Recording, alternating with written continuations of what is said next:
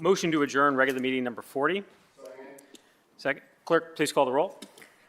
Bangston, Barosa de Padilla, Brown, Favor, Remy, President Pro Tem Dorans. Thank you. Regular meeting number 42 will now come to order. May we have the playing of the national anthem?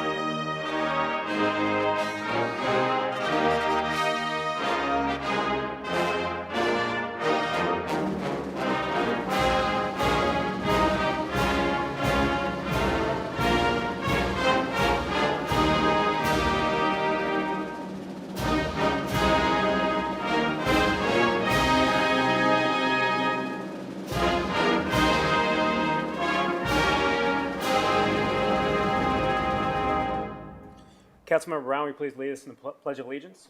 I pledge allegiance to the flag of the United States of America and to the republic for which it stands, one nation, under God, indivisible, with liberty and justice for all. Thank you. Today marks 22 years since the tragic events of September 11th. Before we begin tonight's meeting and our prayer, I ask that everyone bow their heads for a moment of silence as we remember those lives that were lost that day.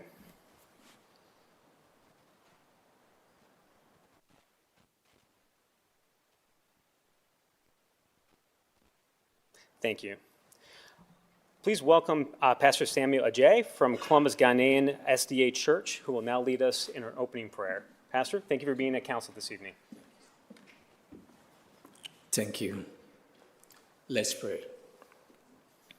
Our Heavenly Father, we thank you and praise your holy name for the peace and prosperity that you have bestowed upon the city of Columbus, the state of Ohio, and our beloved nation. As we are remembering 9/11 today, we pray and commit the families that lost their loved ones, that you will continue to comfort and provide for their needs.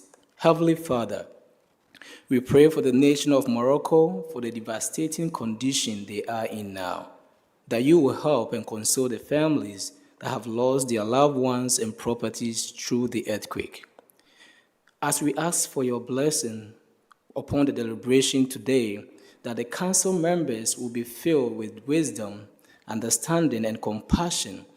Help them to make decisions that promote the well-being, safety, and prosperity of all who call Columbus home. We also pray for unity and cooperation among the council members, that they may work together harmoniously for the greater good of our city. May they always keep the best interest of our community at the forefront of their minds. As we begin this meeting, we lift our city, its residents, and all those who serve in various capacities of your loving care. May your presence be felt in this council chamber, guarding the thoughts and action for the betterment of Columbus. In the mighty name of Jesus, we pray. Amen. Thank you, Pastor. Well, welcome back to council chambers, everyone, from our August recess. Certainly want to remark that obviously the dais looks a little bit different since we were here last. I want to thank certainly Mark Carter and the entire crew here at council who helped put the new chambers together, as we will expanding next year to 9 members. Personally saw the hard work that certainly him and the clerk's office and everyone did to make sure that the room was back up and running, not only for us here to start our meeting today, but for when the council body expands here in January. So with that, clerk, please call the roll. Bangston, Barosa de Padilla, Brown, favor, Remy, President Pro Tem Dorans. Any person who takes any actions to obstruct or interfere with the conduct of tonight's meeting may be charged with disturbing a lawful meeting pursuant to Columbus City Code 2317.12. Any person who enters those areas of city council chambers reserved for city officials or invited guests may be charged with criminal trespass pursuant to Columbus City Code 2311.21. Thank you. Is there a motion to dispense with the reading of the journal? Second. Clerk, please call the roll. Bangston, Barosa de Padilla, Brown, favor, Remy, President Pro Tem Dorans. Are there any additions or corrections to the journal? Hearing none, no additions or corrections, the journal is approved. This week's communications received by the city clerk's office are listed in the agenda and will be published in the city bulletin. Are there any communications to be read into the record? Not at this time. Thank you. Are there any other resolutions or announcements by members of council? First, we'll go with Councilmember Bangston. Thank you, President Pro Tem Dorans. Just a couple announcements this evening. First off, welcome back and excited to be back, but also September is National Sickle Cell Awareness Month, and so we say Happy Sickle Cell Awareness Month to everyone. For those who are unfamiliar, sickle cell disease is an inherited blood disorder in which red blood cells can become sickle-shaped and harden. The severity of sickle cell disease varies with many people facing a shortened life expectancy and a host of reoccurring, debilitating, and expensive health problems. As most folks know that my family deals with this, and my wife Habiba suffers from sickle cell and just had her regular monthly transfusion, blood transfusion, just last week. There is no universal cure for this condition, and it disproportionately affects Black and brown Americans. And in honor of Sickle Cell Awareness Month, for the second year in a row, my office has set up blood drives each week for the city employees to participate in, but also a community blood drive as well. We will also be lighting City Hall red in honor of Sickle Cell Awareness Month on September 18th at 8 p.m. on the Marconi Boulevard side of City Hall, and also honoring some of our sickle cell champions and health champions in the community. The event is open to the public, and arrival for the event can start as early as 7:45, and depending on what time council meeting is over, we may start even earlier. This Wednesday, September 14th, is the community blood drive that will be held in partnership with the American Red Cross at 955 East Broad Street on the second floor from 10 a.m. to 4 p.m. This blood drive, again, is open to the public, so we encourage everyone to get out who is able to donate blood to do that. You know, when I took office, there was a blood emergency that was declared by the Red Cross. And oftentimes we think about and we talk about supply chain issues. But when it comes to blood, we as human beings are the supply chain. So I encourage everyone who's able to donate, please do so. You can sign up at redcrossblood.org. Next, additionally, one other announcement, on September 25th at 5 p.m., my office, in partnership with Councilmember Barosa de Padilla's office, will hold a joint public hearing to consider proposed changes to Title 39 of the city's code, more commonly referred to as the Diversity and Inclusion Code. The public hearing will be held here in council chambers and will give members of the public the opportunity to learn about the proposed changes, as well as provide comments, questions, and recommendations once the presentation of the proposed changes are complete. Any resident seeking to submit written testimony should submit those documents and testimony to my legislative aide, J.P. Dorval, at JB as in boy, Dorval, D-O-R-V-A-L, at columbus.gov by 4 p.m. on the day of the hearing. Residents who want to provide in-person testimony during the hearing must also email J.P. Dorval by 4 p.m. on that day of the hearing, confirming their desire to speak on the changes. Each speaker's remarks are limited to 3 minutes or less. Individuals who are unable to attend the public hearing on that Monday, whether it be because of the holiday or anything else, may participate in an open presentation on the proposed changes taking place also on Thursday, September 21st, from 5 p.m. to 6 p.m. here in City Hall Conference Room 225. This opportunity is open to all members of the public, and we'll go over the same information that will be presented during the official public hearing.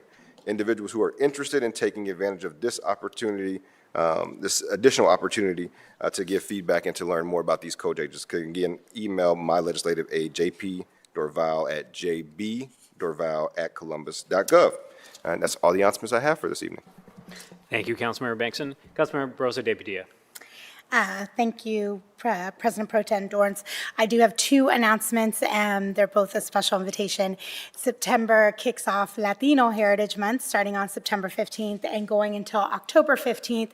It spans the course of 2 months because that is when most Latin American countries celebrate their Independence Days. And so tomorrow evening here at City Hall, we will have an illumination in honor of Latino Heritage Month, and we will also be introducing the padrinos. Those are sort of like the grand marshals of the parade that we will be hosting in honor of Latino Heritage Month on this Saturday, September 16th. The parade will kick off at 11 a.m. at the corner of Rich and High. It'll come down Hyde Street, come down Broad Street, end on Broad and Marconi.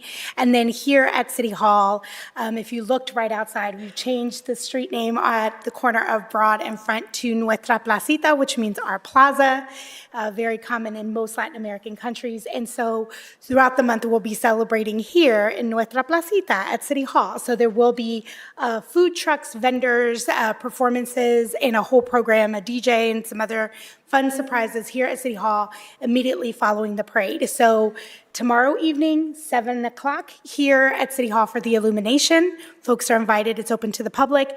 And then on Saturday, please join us for the parade kicking off at 11 a.m. And happy Latino Heritage Month to all who celebrate, which should be all of us. And that's all for me this evening. Thank you. Thank you, Councilmember. Councilmember Mitch Brown.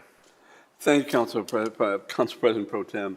Councilmember Remy and I will be hosting a joint public hearing on the proposed changes to strengthen the City of Columbus Public Tree Code this Thursday, September 14th at 4 p.m. in Chambers. Please direct all speaker requests and written comments to my legislative aide, Tiffany Friend, at tdfriend@columbus.gov. Thank you. Thank you, Councilmember. Councilmember Favor. Thank you, President Pro Tem. As we start to enter the fall months, Columbus is experiencing a steady increase in COVID-19 cases. Tomorrow, September 12th, Columbus Public Health will be holding a drive-through at 240 Parsons Avenue, where they will be providing free COVID-19 test kits as well as lock boxes, fentanyl test strips, and naloxone. That is all for me. Thank you. Councilmember Remy. Thank you very much, Council President Pro Tem Dorans. I want to wish everyone a happy Welcoming Week 2023 here in Columbus. Welcoming Week is an annual celebration bringing together thousands of people across the country in a series of local events that celebrate the contribution of immigrants, refugees, and new Americans and the role our communities play in fostering a greater welcome. There are a couple of exciting events happening this month to celebrate Welcoming Week. Of course, I'm excited to join my colleague Rosa de Padilla tomorrow for the illumination for Latina Heritage Month, but then we've got so much other things happening, including a continuation of something I was proud to start in 2019, a naturalization ceremony tomorrow right here in Chambers at 1 o'clock, presided by Chief Judge Marbley here in Council Chambers to honor Welcoming Week. We will have 100 petitioners becoming U.S. citizens surrounded by family and friends. If you'd like to watch the ceremony, we will be streaming it live on Columbus City Council's Facebook and YouTube pages. And then in just a couple of weeks, Columbus will host an event called The Walk, featuring Little Amal on Friday, September 22nd, 2023. Little Amal is a 12-foot puppet of a 10-year-old Syrian refugee child at the heart of the walk. She has become a global symbol of human rights, especially those of refugees. Between September 7th and November 5th, 2023, Little Amal will journey 6,000 miles across the United States, more than 35 towns and cities from Boston to San Diego, and 1,000 artists and arts organizations will create 100-plus free public events to welcome her. I invite everyone to join us downtown on Friday, September 22nd. Activities start at 5 o'clock at Genoa Park. Visitors will be able to make welcome signs and love notes for Little Amal. There will be food trucks on site and parking for free at the National Veterans Memorial and Museum. At 6 p.m., Little Amal will begin her journey from the Ohio Supreme Court building and walk across Broad Street Bridge into Genoa Park. I'm proud to be a partner in this project. I would like to thank my team, Kappa, Welcoming City, the Little Amal team, and others who are joining together to make this once-in-a-lifetime visit a reality. Thanks very much, and I look forward to it. Have a great evening. Back to you, Council President Pro Tem Dorans. Thank you, Councilmember Remy. A lot happening this week at council, so you can definitely tell the body is back. Definitely wanted to recognize, I think we have a number of OSU students who are freshmen and sophomores who are here with us this evening. So welcome to council chambers. If this is your first time in City Hall or specifically in council chambers, we always like to refer to this as the city's living room. So hopefully that doesn't mean you go to sleep on us too quickly. But welcome to council, and appreciate you all being here tonight. And also want to acknowledge that Council President Harden obviously is not with us this evening. He is traveling with a trade delegation overseas, so I will be presiding over the meeting here tonight. So with that, want to pause and see if there's any comments from our other elected officials in the room, city attorney, auditor, treasurer. Seeing none, may we have a motion to waive reading of titles of 30-day legislation by the city clerk? Clerk, please call the roll. Bangston, Barosa de Padilla, Brown, favor, Remy, President Pro Tem Dorans. Thank you. Will the clerk now read into the record ordinance numbers of 30-day legislation on tonight's agenda for first reading? Economic Development Committee, ordinance 2427-2023. Small and Minority Business Committee, ordinance 2519-2023. Public Service and Transportation Committee, resolution 159X and 160X-2023, ordinances 2388 and 2394-2023. Neighborhoods and Immigrant, Refugee, and Migrant Affairs Committee, ordinance 2535-2023. Public Utilities Committee, ordinances 1345, 2145, 2190, 2245, 2329, 2343, 2344, 2345, 2390, 2023. Housing Committee, ordinances 2234, 2251, 2485, 2502-2023. Criminal Justice and Judiciary Committee, ordinances 2296 and 2431-2023. Health and Human Services Committee, ordinances 1917, 2240, and 2337-2023. Public Safety Committee, ordinances 2393 and 2525-2023. Finance Committee, ordinance 2293-2023. Zoning Committee, ordinances 2513, 2516, 2514, 2517, 2518, and 2527-2023. Thank you, Clerk. We have a couple speaker slips for legislation that's appearing on first reading tonight, both from Mr. Hanif Muhammad. Is Mr. Muhammad with us in chambers? Mr. Muhammad, please come down. First, you'll be speaking on 4 Ordinance 2234-2023. Please state your name and, for the record, any group or organization you represent, and you have 3 minutes to address council. Right here, sir. Welcome to council. Hey, thank you. My name is Hanif Muhammad, for the record. First off, I'd like to give y'all a shout-out, salute for doing a wonderful job what y'all doing with the police. You got like this little commission. I'd like to salute y'all on that.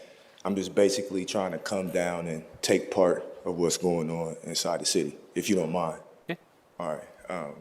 But yeah, I think these ordinances about allocating money for houses, for a house or something about people with AIDS.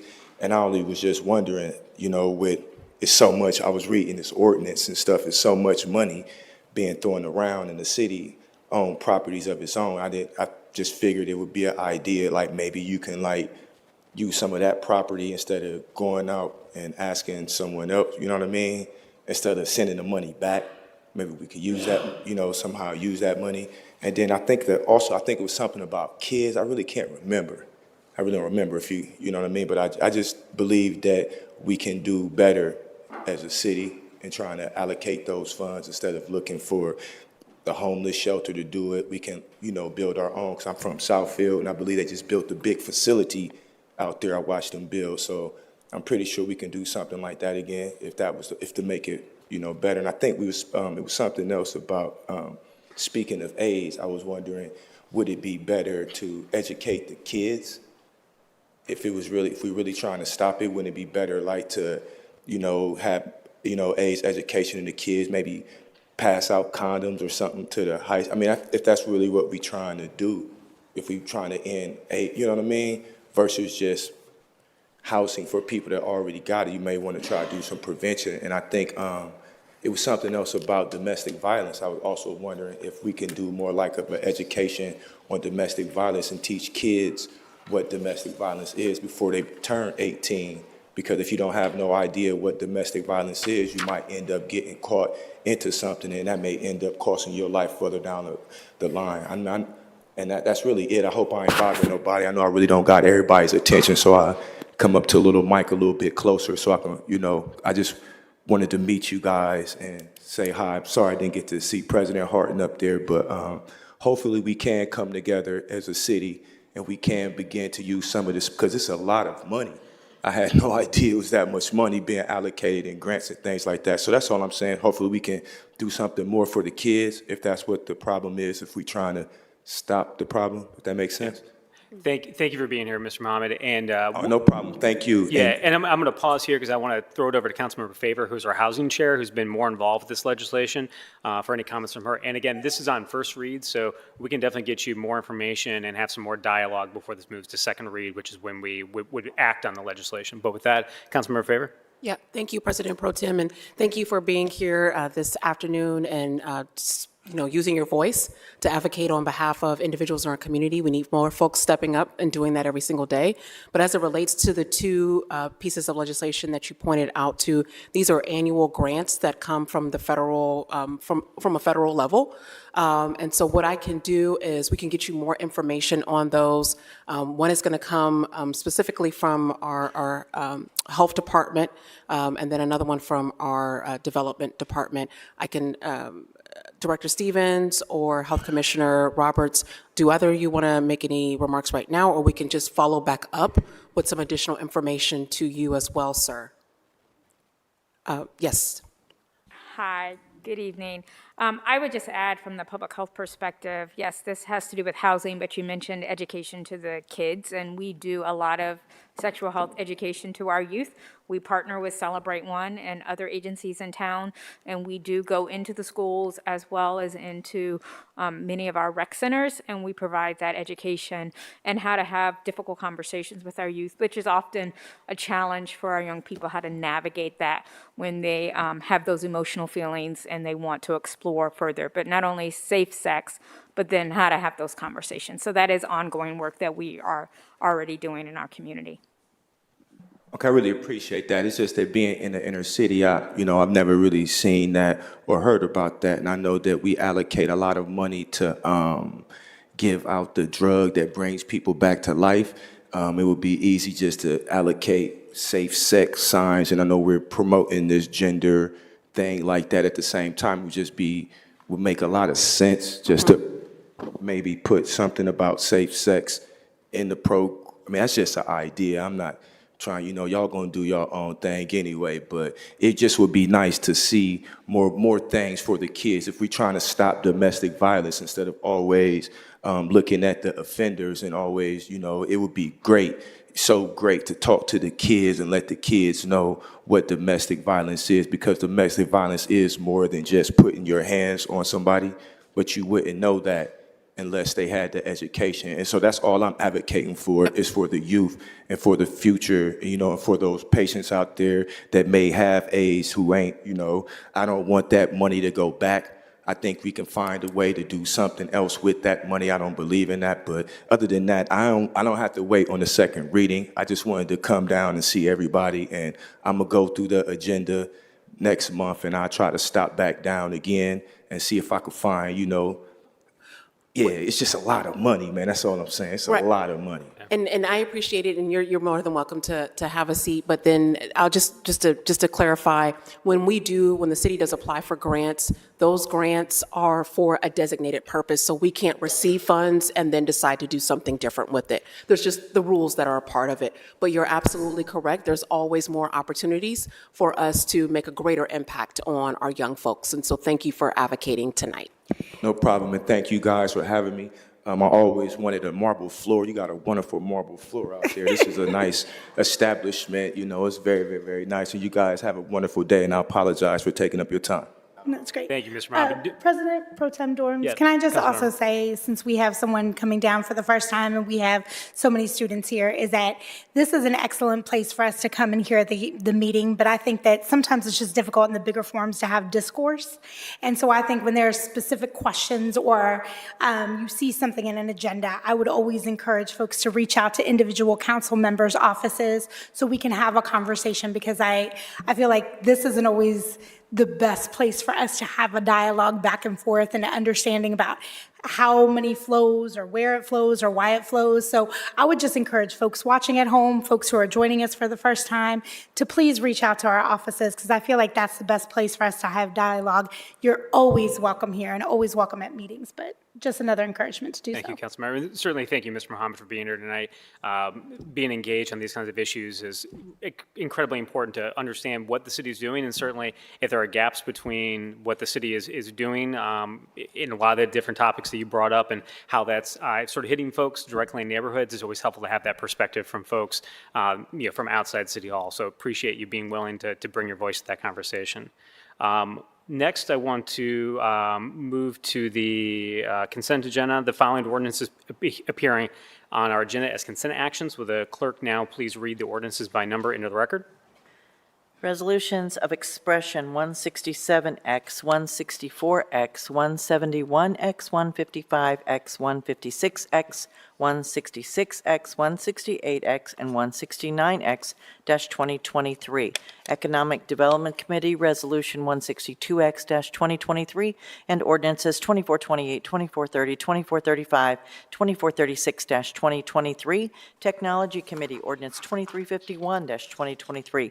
Public Service and Transportation Committee, Resolution 158X, 161X-2023, ordinances 2198, 2249, 2350, 2356, 2360, 2411, 2413, 2424-2023. Recreation and Parks Committee, ordinances 2096, 2099, 2100-2023. Education Committee, ordinance 2358-2023. Public Utilities Committee, ordinances 2323, 2324, 2326, 2346, 2433-2023. Building and Zoning Policy Committee, ordinance 2316-2023. Housing Committee, ordinances 2013, 2357, 2399, 2400, 2440-2023. Health and Human Services Committee, ordinances 2072, 2233, 2347, 2349-2023. Public Safety Committee, ordinances 126-2023 and 2338, 2340, 2374, 2416-2023. Administration Committee, ordinances 2370, 2378-2023. Finance Committee, ordinances 1759, 2131, 2138, 2153, 2288, 2295, 2375, 2462-2023. Appointments from the Mayor's Office, numbered A0, 148, 166, 168, 169, 170, and 171-2023. Thank you, Clerk. We do have one speaker slip filled out for ordinance on the consent agenda. Mr. Nate Wilkins speaking for ordinance 2440-2023. Mr. Wilkins, welcome back to council.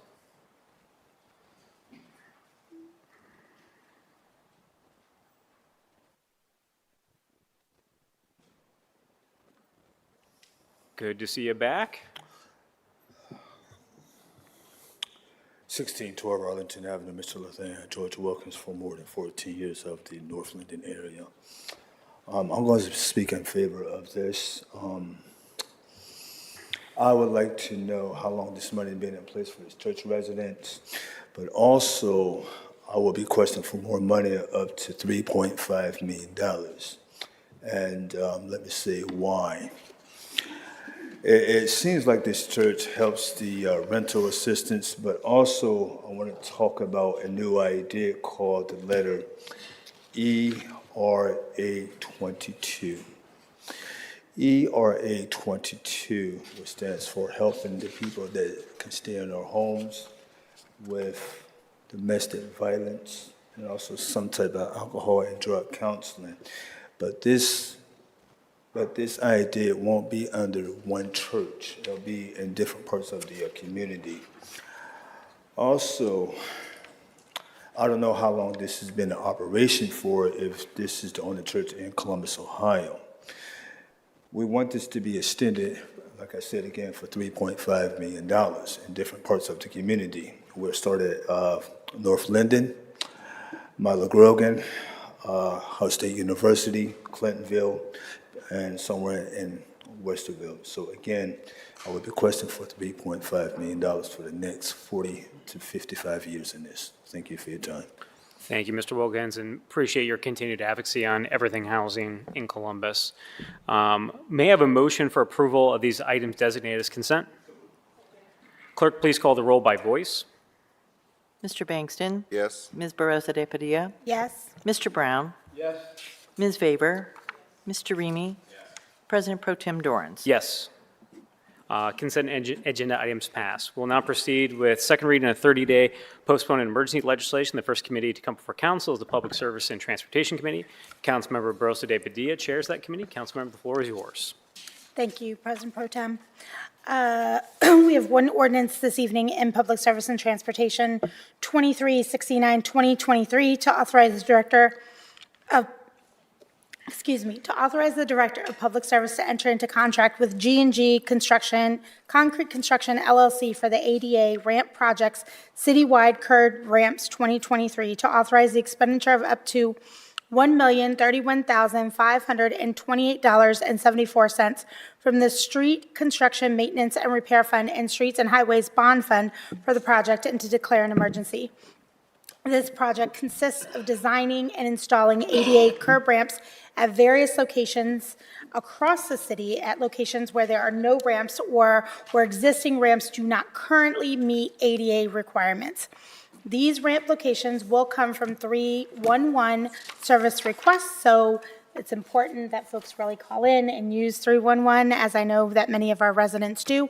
This will also be to backfill some ramps that are, as stated before, that do not meet compliance or are unmet. So there's a ramp on one side of the street, but not the other. The estimated notice to proceed date is October 2nd, 2023. Do my colleagues have any questions or comments? Seeing none, I move for passage. Second. Clerk, please call the roll. Bangston, Barosa de Padilla, Brown, Favor, Remy, President Pro Tem Dorans? Ordinance passed. Thank you. That's all for me this evening. Thank you, Councilmember. Next committee to come before council is the Public Utilities Committee. I chair that committee, and before I get into it, I do want to mention that every one of our contracts on our agenda tonight from the Public Utilities Committee have either minority business or female business participation, and always we would like to point that out, and thank Councilmember Bangston for working to make sure that appears on our agenda so the public can see that when these contracts come before council.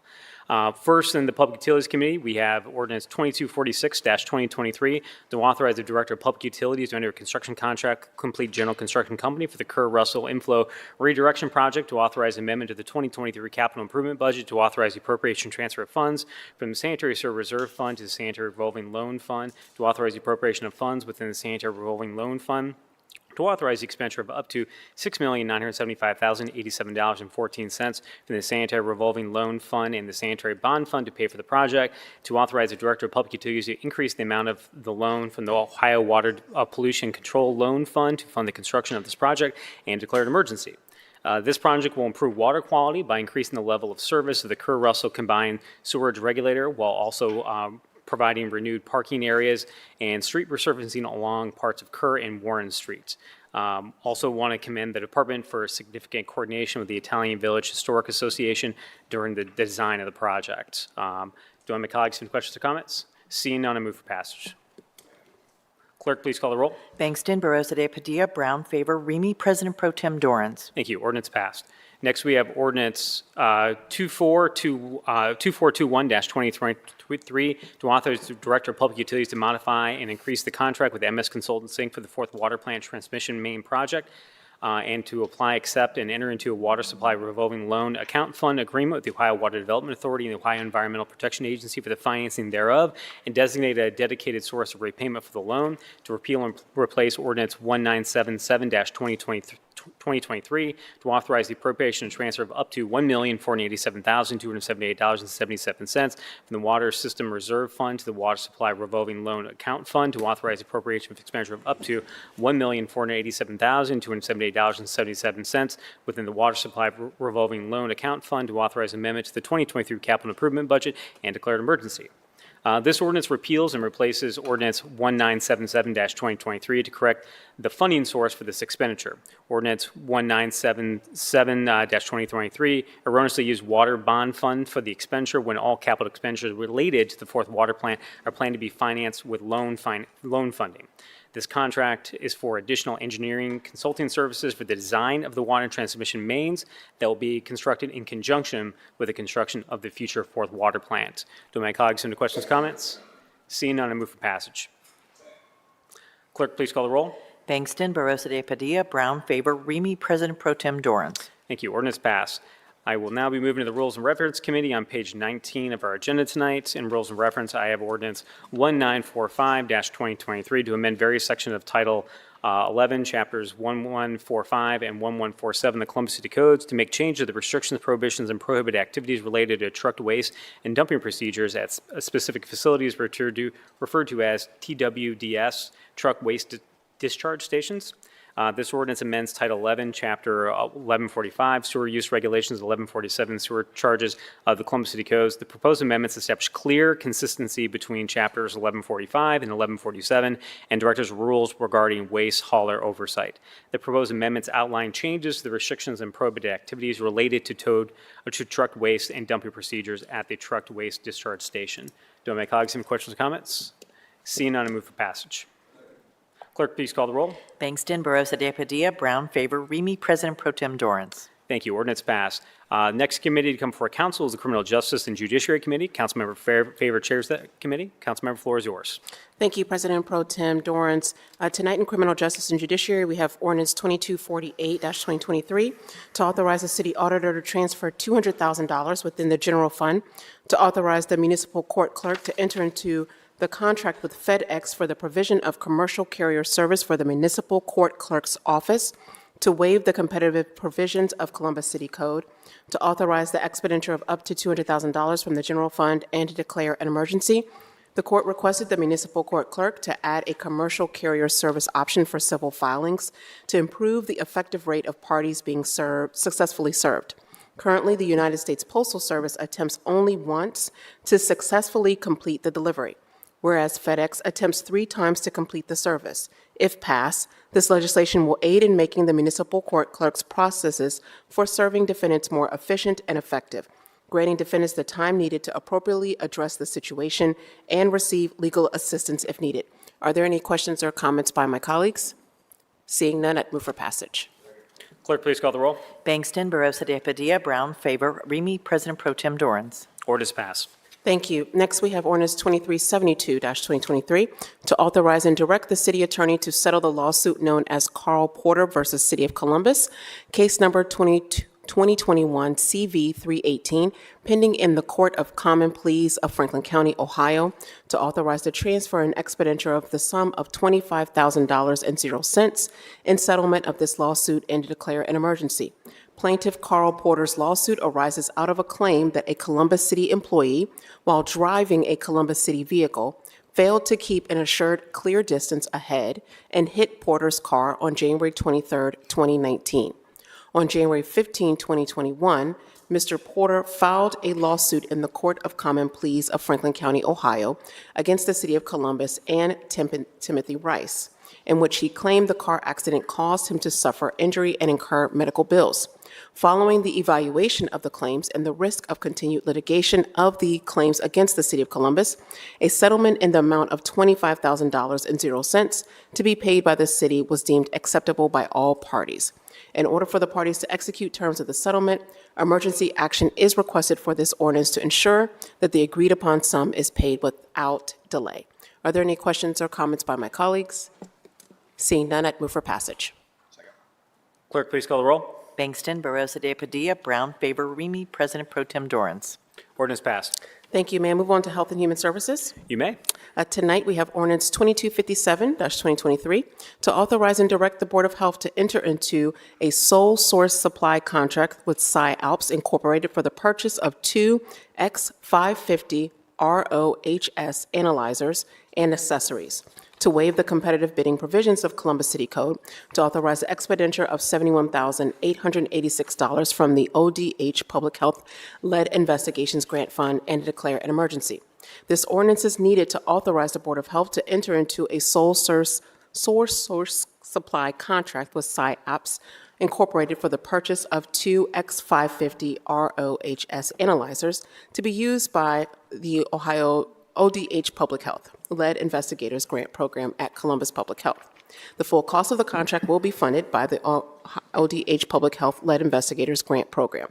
This ordinance is submitted as an emergency to not only delay lead screening services to clients and their families. With that, I would now like to ask Health Commissioner Myshika Roberts to share some more information. Thank you, Chair Favor, and good evening, everyone. Yes, this is legislation that's important for the work that we're trying to do around lead. On August 23rd, Columbus Public Health hosted a event at the Health Department for community leaders and decision makers, where we had the Undesign the Red Line exhibit and talked a lot about how redlining and the housing market, or not the housing market, many of our neighborhoods that were previously redlined are also neighborhoods where homes were built before 1978 and are contaminated with lead paint. And so this event was the launching pad for our call to action for our new initiative, Healthy Children and Safe Homes by 2040. Well, our goal is to be a lead-free community and have no lead-poisoned children by the year 2040. We will start this in 3 neighborhoods, those 3 neighborhoods being the Near East Side, including the Livingston Avenue corridor, as well as the Greater Linden area, and the South Side. One aspect that we will be adding to the work that's already being done in our community for lead is going into homes when homeowners invite us in to see if there are lead contaminants or lead exposure that anyone in that home could be exposed to. And so these devices that are in the legislation today will allow us to go into homes and quickly screen them, again, at the homeowner's invitation into the home. The initiative will also include testing more children. At this point in time, only about 50% of children under the age of 6 are being screened in our community. And on average, over the last 8 years, we have about 141 kids each and every year who have elevated lead levels. And that's only with 50% being screened. So we're going to help our colleagues at Nationwide Children's Hospital and start screening kids where we see them. So that would be in our WIC clinics and our immunization clinics, as well as our home visiting programs. The goal is to screen 1- and 2-year-olds. In addition to that, we will screen homes. We will work with workforce development because we need more individuals who know how to do lead remediation. We're going to be working with our Department of Public Utilities, our Department of Development, as well as neighborhoods to find more places where lead could be. Most times children are exposed to lead paint. And then there are individuals who will need help when that remediation needs to be done, and they'll need some financial assistance. Some of that is already being done by the Department of Development with some federal funds, but we are expecting that there'll be a greater need as we identify more kids and more homes that have lead or are lead poisoned. So this legislation is important to help us move this forward, and so we're excited about it, and we're ready to get this work underway. Thank you. Thank you, Dr. Roberts. And the goal is lead-free community by 2040, correct? Mm-hmm. Wonderful. I mean, as much work as this legislative body is doing around ensuring that people have access to safe and affordable housing, that has to be more than just putting shovels in the ground. And so we are doing the work, once again, to undesign the red line and what redlining has done in our communities, which was putting people in harm. And so we are very excited about the work that the health department is engaging in to ensure that all of our young folks have the opportunity to live safe and healthy lives. And that should not be impacted just based upon your zip code. So thank you for that. Any questions or concerns by my colleagues? Seeing none, I'd move for passage. Clerk, Clerk, please call the roll. Bangston, Barosa de Padilla, Brown, favor, Remy, President Pro Tem Dorans. Ordinance passed. Thank you. And last, we have ordinance 2410-2023 to authorize and direct the Board of Health to accept a grant from the Ohio Department of Health for the Women, Infants, and Children WIC program in the amount of $6,225,120 to authorize the appropriation of $6,225,120 from the unappropriated balance of the Health Department Grants Fund and to declare an emergency. The primary objective of the Women, Infants, and Children WIC program is to provide nutritionally desirable food and nutrition education to pregnant and lactating women, infants, and children at nutritional risk in Franklin County who meet categorical, income, and nutritional risk requirements for eligibility. This ordinance is submitted as an emergency, so a delay in service and rental contracts do not occur due to the grant start date of October 1st, 2023. Are there any questions or concerns by my colleagues? Seeing none, I move for passage. Clerk, please call the roll. Bangston, Barosa de Padilla, Brown, favor, Remy, President Pro Tem Dorans. Thank you. Ordinance- That's all I have in my committees. Ordinance passed. The next committee to come before council is the Finance Committee. Council President Hardin chairs that committee. Vice Chair Bankston will be reading that legislation here tonight. Councilmember Bankston? Thank you, President Pro Tem. Tonight in the Finance Committee for second reading, we just have one ordinance, Ordinance 2434-2023, to authorize the issuance of limited tax bond anticipation notes in an amount not to exceed $20,650,000 for the purposes of financing the cost of constructing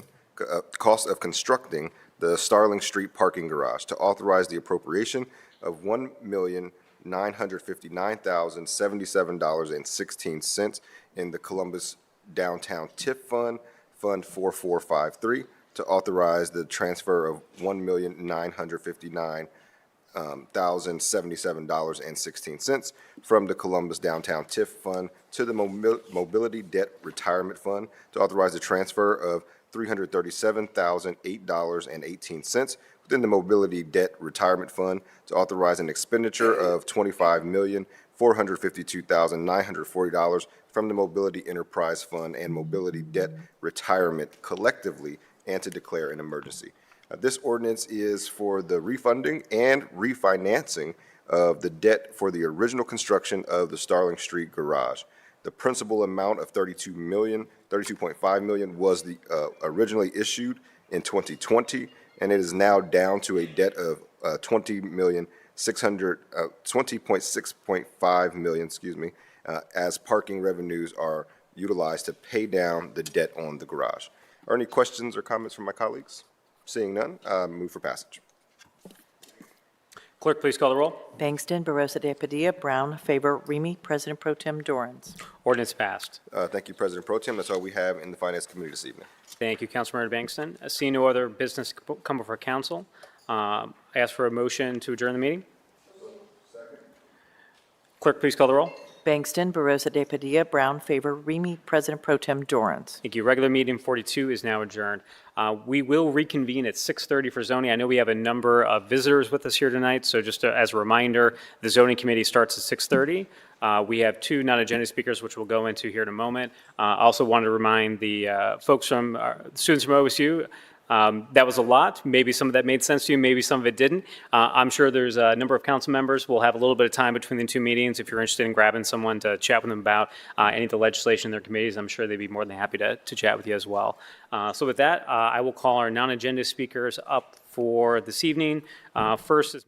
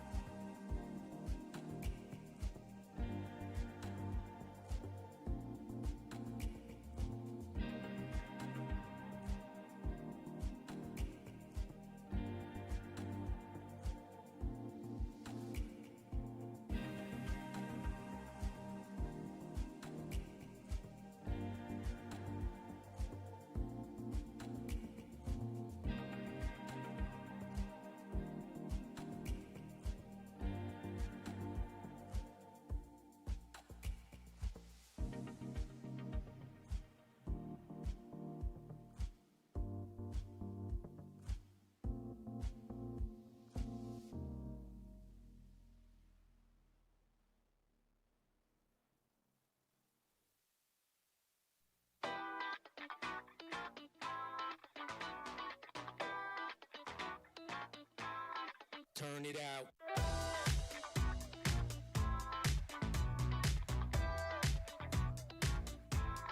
Turn it out.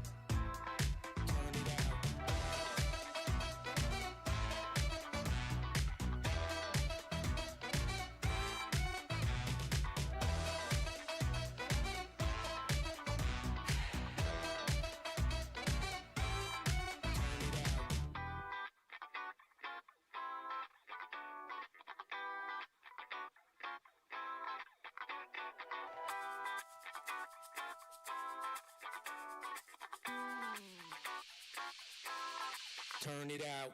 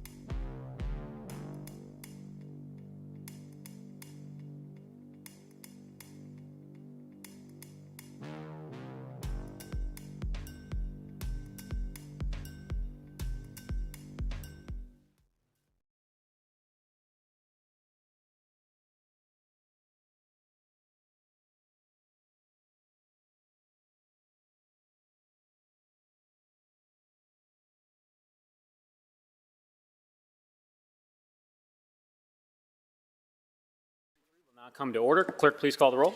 Bangston, Barosa de Padilla, Brown, favor, Remy, President Pro Tem Dorans. Can I get a motion to dispense with the reading of the journal? Is there a second? Clerk, please call the roll. Bangston, Barosa de Padilla, Brown, favor, Remy, President Pro Tem Dorans. Are there any additions or corrections to the journal? Hearing no additions or corrections, the journal is approved. We'll now go to the zoning committee. I chair that committee. All members serve on the zoning committee. Before we begin tonight's zoning agenda, first a bit of housekeeping. Will the clerk please read numbers of legislation in the zoning committee this evening that require a waiver of second reading? 2405-2023, 2407, 2408, 2412, 2419, 2437, 2454, 2460, 2129, 2292, 2406, 2409, 2418, 2439, 2456, and 2458-2023. Thank you. I move to waive second reading on those items read aloud. Is there a second? Clerk, please call the roll. Bangston, Barosa de Padilla, Brown, favor, Remy, President Pro Tem Dorans. Thank you. Next, allow me to briefly explain our current rules pertaining to speaking before council on rezonings and council variances. We will only hear a staff presentation for ordinances that have a disapproval from a recommending body, or if you have a public speaker signed up to speak against an ordinance. All speakers on council variance, including city staff, area commissioners, applicants, and members of the public, will be sworn in before they give testimony. As a reminder, only those who meet the legal definition of an impacted party, meaning you own property within 125 feet of the parcel that's the subject of the variance, are allowed to speak on a council variance, per the city attorney's office. Those are the folks that should have received formal notice from the city clerk in the mail. Representatives of the area commission and applicants are always able to speak on an ordinance and do not need to fill out a public speaker slip. We've received 2 public speaker slips this evening. We also have 4 area commissioners, I believe, that are speaking on ordinances tonight as well. On the advice of the city attorney's office, I will now swear in city staff. Please stand and raise your right hand and be sworn in. Do you swear or affirm the testimony you're about to give shall be the truth and nothing but the truth, as you shall answer in the pains or penalty of perjury? If so, please say I do. I do. Thank you. Please let the record reflect that Tim Dietrich and Director Messer from the Department of Building and Zoning Services and Dan Blushman for the Department of Public Service have been sworn in. Before we begin tonight's zoning agenda, I want to point out a few items for the body and the public to consider. On our agenda tonight, we'll be considering 17 total ordinances that can pave the way for building 878 new housing units across Columbus, nearly half of those units being affordable. If approved, the new units will be built in different neighborhoods across the city, including in Mideast area, Rocky Fork Blacklick, the North Central area, and the South Side. Columbus City Council wants to make it clear affordable housing is for everyone and everywhere in the city. As we know, our region is experiencing a housing crisis as economic growth continues, and at the current rate of growth, Columbus is currently being underdeveloped as it relates to housing. The units we will be voting on tonight represent 10% of the 8,000 units housing providers built yearly, even though we need close to 19,000 units per year in order to keep up with growth in our city. We just want to, again, at the top of our meeting, acknowledge the impact of the legislation that's pending before the committee here tonight. First, we have ordinance number 2405-2023 to rezone 4975 Warner Road, being 5.41 plus acres located on the south side of Warner Road, 2,000 plus feet west of North Hamilton Road from R Rural District to AR1 Apartment Residential District. The applicant's preferred living, care of David Hodge Attorney, proposes a multi-unit residential development. City's Department recommendation is approval. Development Commission's recommendation is also approval. The Rocky Fork Blacklick Accord Implementation Panel's recommendation is also approval. Do my colleagues have any questions or comments? Seeing none, I move for passage. Clerk, please call the roll. Bangston, Barosa de Padilla, Brown, favor, Remy, President Pro Tem Dorans. Ordinance passed. Next, we have ordinance 2407-2023 to rezone 968 West Mound Street, being .80 plus acres located in the northeast corner of West Mound Street and Avondale Avenue from C4 Commercial District to LM Limited Manufacturing District. The applicant is Hymeth Temix. Steve Stroth, agent. Proposed use of the commercial and manufacturing uses. City's Department recommendation is approval. Development Commission's recommendation is approval. Franklinton Area Commission's recommendation is also approval. Do my colleagues have any questions or comments? Seeing none, I move for passage. Clerk, please call the roll. Bangston, Barosa de Padilla, Brown, favor, Remy, President Pro Tem Dorans. Ordinance passed. Next, we have ordinance 2480-2023 to rezone 1217 Mount Vernon Avenue, being .66 plus acres located in the southwest corner of Mount Vernon Avenue and North Ohio Avenue from CPD Commercial Plan Development District to CPD Commercial Plan Development District. The applicant is Vergun Arganon, care of Janine Cabral, agent. Proposed use of a commercial development. City Park recommendation is approval. Development Commission's recommendation is approval. Near East Air Commission's recommendation is also approval. Do my colleagues have any questions or comments? Seeing none, I move for passage. Clerk, please call the roll. Bangston, Barosa de Padilla, Brown, favor, Remy, President Pro Tem Dorans. Passed. Next, we have ordinance 2412-2023 to rezone 6675 Shook Road, being 9.31 plus acres located in the southwest corner of Shook Road and London Groveport Road from R Rural District to CPD Commercial Plan Development District. The applicant is Central Ohio Transit Authority. CODA, care of Brian Metz, agent. Proposed use of a mixed-unit development. City's Park recommendation is approval. Development Commission's recommendation is approval. Far South Area Commission's recommendation is also approval. I know we have Kels Ellington and Alex Francis from CODA, if they want to come to the podium. Welcome back to council. Good to see you both here tonight. Obviously, you have 3 minutes. If you want to mention any relationship you have to development, the floor is yours. Sure. Good to be with you all tonight. Thank you, Chair Dorans, members of council. Good to see you and some other friends. I'm CODA's Local Government Affairs Director, and my colleague Alex and I wanted to just take a moment to further contextualize the overview that you just received. In short, this project is unlike any other facility that exists today in CODA's system in Central Ohio. At $20 million to build, it also is going to be made possible with significant funding support from our partners. Among them, that includes our very own Congresswoman Beatty, who supplied a $3 million congressional earmark, as well as $1 million in the state capital budget. At CODA, we spend a lot of time thinking about how to improve the experience of our riders and also the workers who power our system. But this development in particular allows us the opportunity to think not just about how better to get them from A to B, but to think, to respond to what A and B might represent in a novel way. So we see that as a powerful strategy to support our riders, but also to dignify those who use our system. So just to share a little bit more about what I mean, it again is Alex Francis, who's the project manager for this and has been living and breathing it since its start. Thank you, Chair Dorans and members of council. Like Kelsey said, we're very excited about this project and the opportunity it presents to help the community. A MORPC study of the Rickenbacker area determined there was a lack of access to child care, healthy food options, and medical care. There are going to be 3 tenant spaces in the building, and we're working with local partners to fill those needs that have been identified. Mid-Ohio Food Collective is going to take up about 7,000 square feet to have a market, and then we're also marketing this other spaces to local daycares and healthcare providers, as well as through a partnership with Columbus State. We have a public kind of community room meeting space that they're planning on possibly using for cooking classes and other demonstrations, and then that space is going to be available for the public to rent out or other organizations for whatever they need. We're also excited to continue to pursue our sustainability goals by designing this facility to be all electric, as well as providing charging for personal electric vehicles and battery electric buses. Through those and other green building practices, we are going to be, it will be a LEED Silver certified building. This project is going to be a safe and healthy space to connect area residents with the growing number of jobs in the Rickenbacker area, and we appreciate the council's time and consideration through this process. Thank you. Thank you, Alex. Do any of my colleagues have any questions or comments for Alex or Kelsey? Thank you both for being here tonight. At this point, I would like to move for passage. Is there a second? Clerk, please call the roll. Bangston, Barosa de Padilla, Brown, favor, Remy, President Pro Tem Dorans. Thank you. Ordinance passed.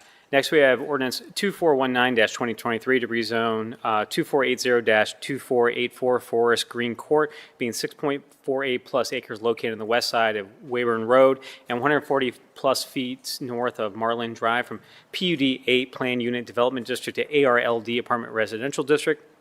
The applicant is Dominic Spence, care of Robert Arpt, agent, proposed use a multi-unit residential development. C-Smart recommendation is approval. Development Commission's recommendation is approval. Mid-East Area Commission's recommendation is also approval. Do my colleagues have any questions or comments? Seeing none, I move for passage. Clerk, please call the roll. Bangston, Barosa de Padilla, Brown, favor, Remy, President Pro Tem Dorans. Ordinance passed. Next, we have ordinance 2437-2023 to rezone 2677 Wayburn Road, being 8.54 plus acres located in the northeast and northwest corners of Wayburn Road and Refugee Road from C4 Commercial Plan District to C2 Commercial District to ARLD Apartment Residential District. The applicant is Dominic Spence, care of Robert Arpt, agent, proposed use a multi-unit residential development. C-Smart recommendation is approval. Development Commission's recommendation is approval. Mid-East Area Commission's recommendation is also approval. Do my colleagues have any questions or comments? Seeing none, I move for passage. Clerk, please call the roll. Bangston, Barosa de Padilla, Brown, favor, Remy, President Pro Tem Dorans. Ordinance passed. Next, we have ordinance 2454-2023 to rezone 1171 Cleveland Avenue, being .08 plus acres located on the west side of Cleveland Avenue at the intersection of Essex Avenue from AR3 Apartment Residential District to CPD Commercial Plan Development District. The applicant is Columbus Yellow Cab, care of Jackson Reynolds III, attorney. Proposed use of the automobile rental and charging station. C-Smart recommendation is approval. Development Commission's recommendation is approval. The Milo Grogan Area Commission's recommendation is also approval. Do any colleagues have any questions or comments? Seeing none, I move for passage. Clerk, please call the roll. Bangston, Barosa de Padilla, Brown, favor, Remy, President Pro Tem Dorans. Ordinance passed. Next, we have ordinance 2460-2023 to rezone 5121-5125 Warner Road, being 3.53 plus acres located on the south side of Warner Road, 150 plus feet west of North Hamilton Road from R Rural District to AR1 Apartment Residential District. The applicant's preferred living, care of David Hodge, attorney, proposed use a multi-unit residential development. City's Department recommendation is approval. Development Commission's recommendation is approval. The Rocky Fork Black Lake Accord Implementation Panel recommendation is also approval. Do my colleagues have any questions or comments? Seeing none, I move for passage. Clerk, please call the roll. Bangston, Barosa de Padilla, Brown, favor, Remy, President Pro Tem Dorans. Ordinance passes. Moving in the council variances portion of our committee agenda. First, we have variance 1938-2023 to grant a variance and provisions of section 3363.01 and manufacturing districts, the property located at 45 West Bartham Avenue to permit a multi-unit residential development in the M manufacturing district. The applicant is NRP Properties LLC, care of Dave Perry, agent. Proposed use a multi-unit residential development. City's Department recommendation is approval. Columbus Southside Area Commission's recommendation is also approval.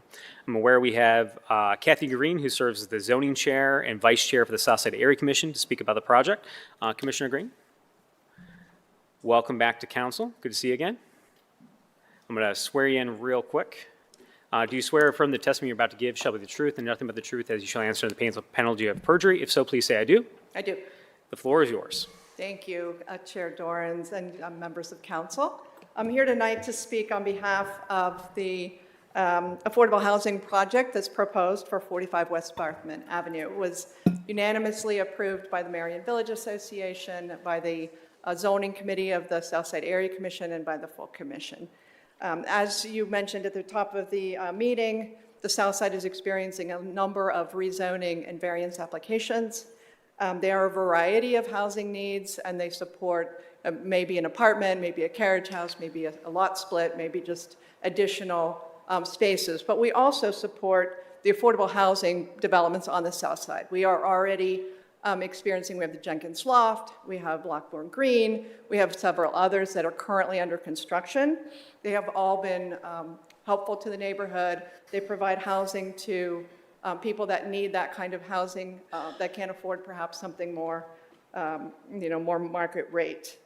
There is a housing shortage on the south side. The property values are rising, which is also causing some concerns for our residents. In addition, we have the Parsons Village, which NRP supports. That's a senior housing facilities. We have community housing network that supports supportive housing on the south side, and we need all of these, and we need them faster. So the South Side is happy to support this variance application, and we hope for the approval and then the ongoing funding so that it can be come to fruition. Thank you, Commissioner. Do any of my colleagues have any questions for Commissioner Green? See none? Thank you. Thank you. I now want to invite the applicant and/or the representative to present the committee, Mr. Dave Perry and/or Mr. Scott Skinner. Mr. Skinner, welcome to council. I'm going to swear you in when you get to the podium. You wouldn't mind raising your right hand. Do you swear or affirm the testimony you're about to give shall be nothing but the truth, as you shall answer under pains of penalty of perjury? If so, please say I do. I do. Mr. Skinner, the floor is yours. Thank you very much, everyone, for having us this evening. We are very much excited about this project. My name is Scott Skinner, Vice President of Development at a company called the NRP Group. We're a national developer, general contractor, and property manager.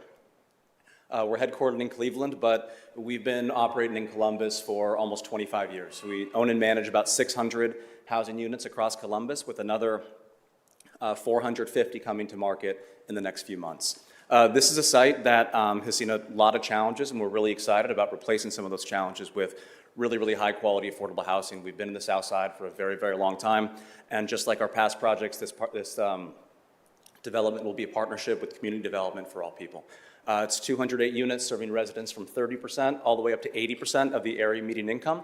So one thing that we're also excited about is serving a lot of different households at a lot of different income levels. It's 1, 2, 3, and 4-bedroom apartments. Across our portfolio in Columbus, 3- and 4-bedroom apartment units lease up almost instantly. There's a huge demand for high-quality new construction family housing. So again, I'm very grateful for your time. We are immensely excited about this project and the opportunity to move forward. Thank you, Mr. Skinner. Any questions from colleagues at this time? Seeing none, thank you. Thank you. Before I call for a vote, I just want to point out again, this is 200 units of affordable housing. Mr. Skinner just mentioned, so this is at 68% area median income. I think a lot of us knows what that means, but we work at that data every day. So just to say it out loud when we're talking about what that translates to, 60% AMI is $41,683 for an individual. That's what they're earning, and $59,516 for a family of 4. The most common job types in Columbus that earn between those wages is someone that works as a legal assistant, a customer service representative, a appliance technician, or an early childhood educator. At 80% AMI is $55,550 for an individual, or $79,350 for a family of 4. Entry-level police officers, firefighters, teachers fall within that income range. These are the types of individuals that we're calling this development in the South Side home. Want to commend the applicant working with the city, the area commission, to provide this opportunity for more residents in our community to access affordable housing. Do I have my colleagues have any questions or comments at this time? Seeing none, I first move to amend as submitted to the clerk. Clerk, please call the roll. Bangston, Barosa de Padilla, Brown, Faber, Remy, President Pro Tem Dorans. Amended. Next, I move to accept the entire staff report into evidence as an exhibit. Clerk, please call the roll. Bangston, Barosa de Padilla, Brown, Faber, Remy, President Pro Tem Dorans. Thank you. Accepted. Next, I move to adopt the findings of staff as the findings of council. Please call the roll. Bangston, Barosa de Padilla, Brown, Faber, Remy, President Pro Tem Dorans. Adopted. And finally, I move for passage. Clerk, please call the roll. Bangston, Barosa de Padilla, Brown, Faber, Remy, President Pro Tem Dorans. Passed. Next, we have ordinance 2129-2023 to grant a variance provisions of section 3332.02 R rural districts, 3332.033 R2 residential districts, 3309.14 height district, 3332.285 perimeter yard for the property located at 2680 Bethesda Avenue to permit an apartment complex with reduced development standards in the R rural district and R2 residential district. The applicant is NRP Properties LLC, care of Dave Perry agent. Proposed use a multi-unit residential development. City's department recommendation is approval. North Central Area Commission's recommendation is disapproval.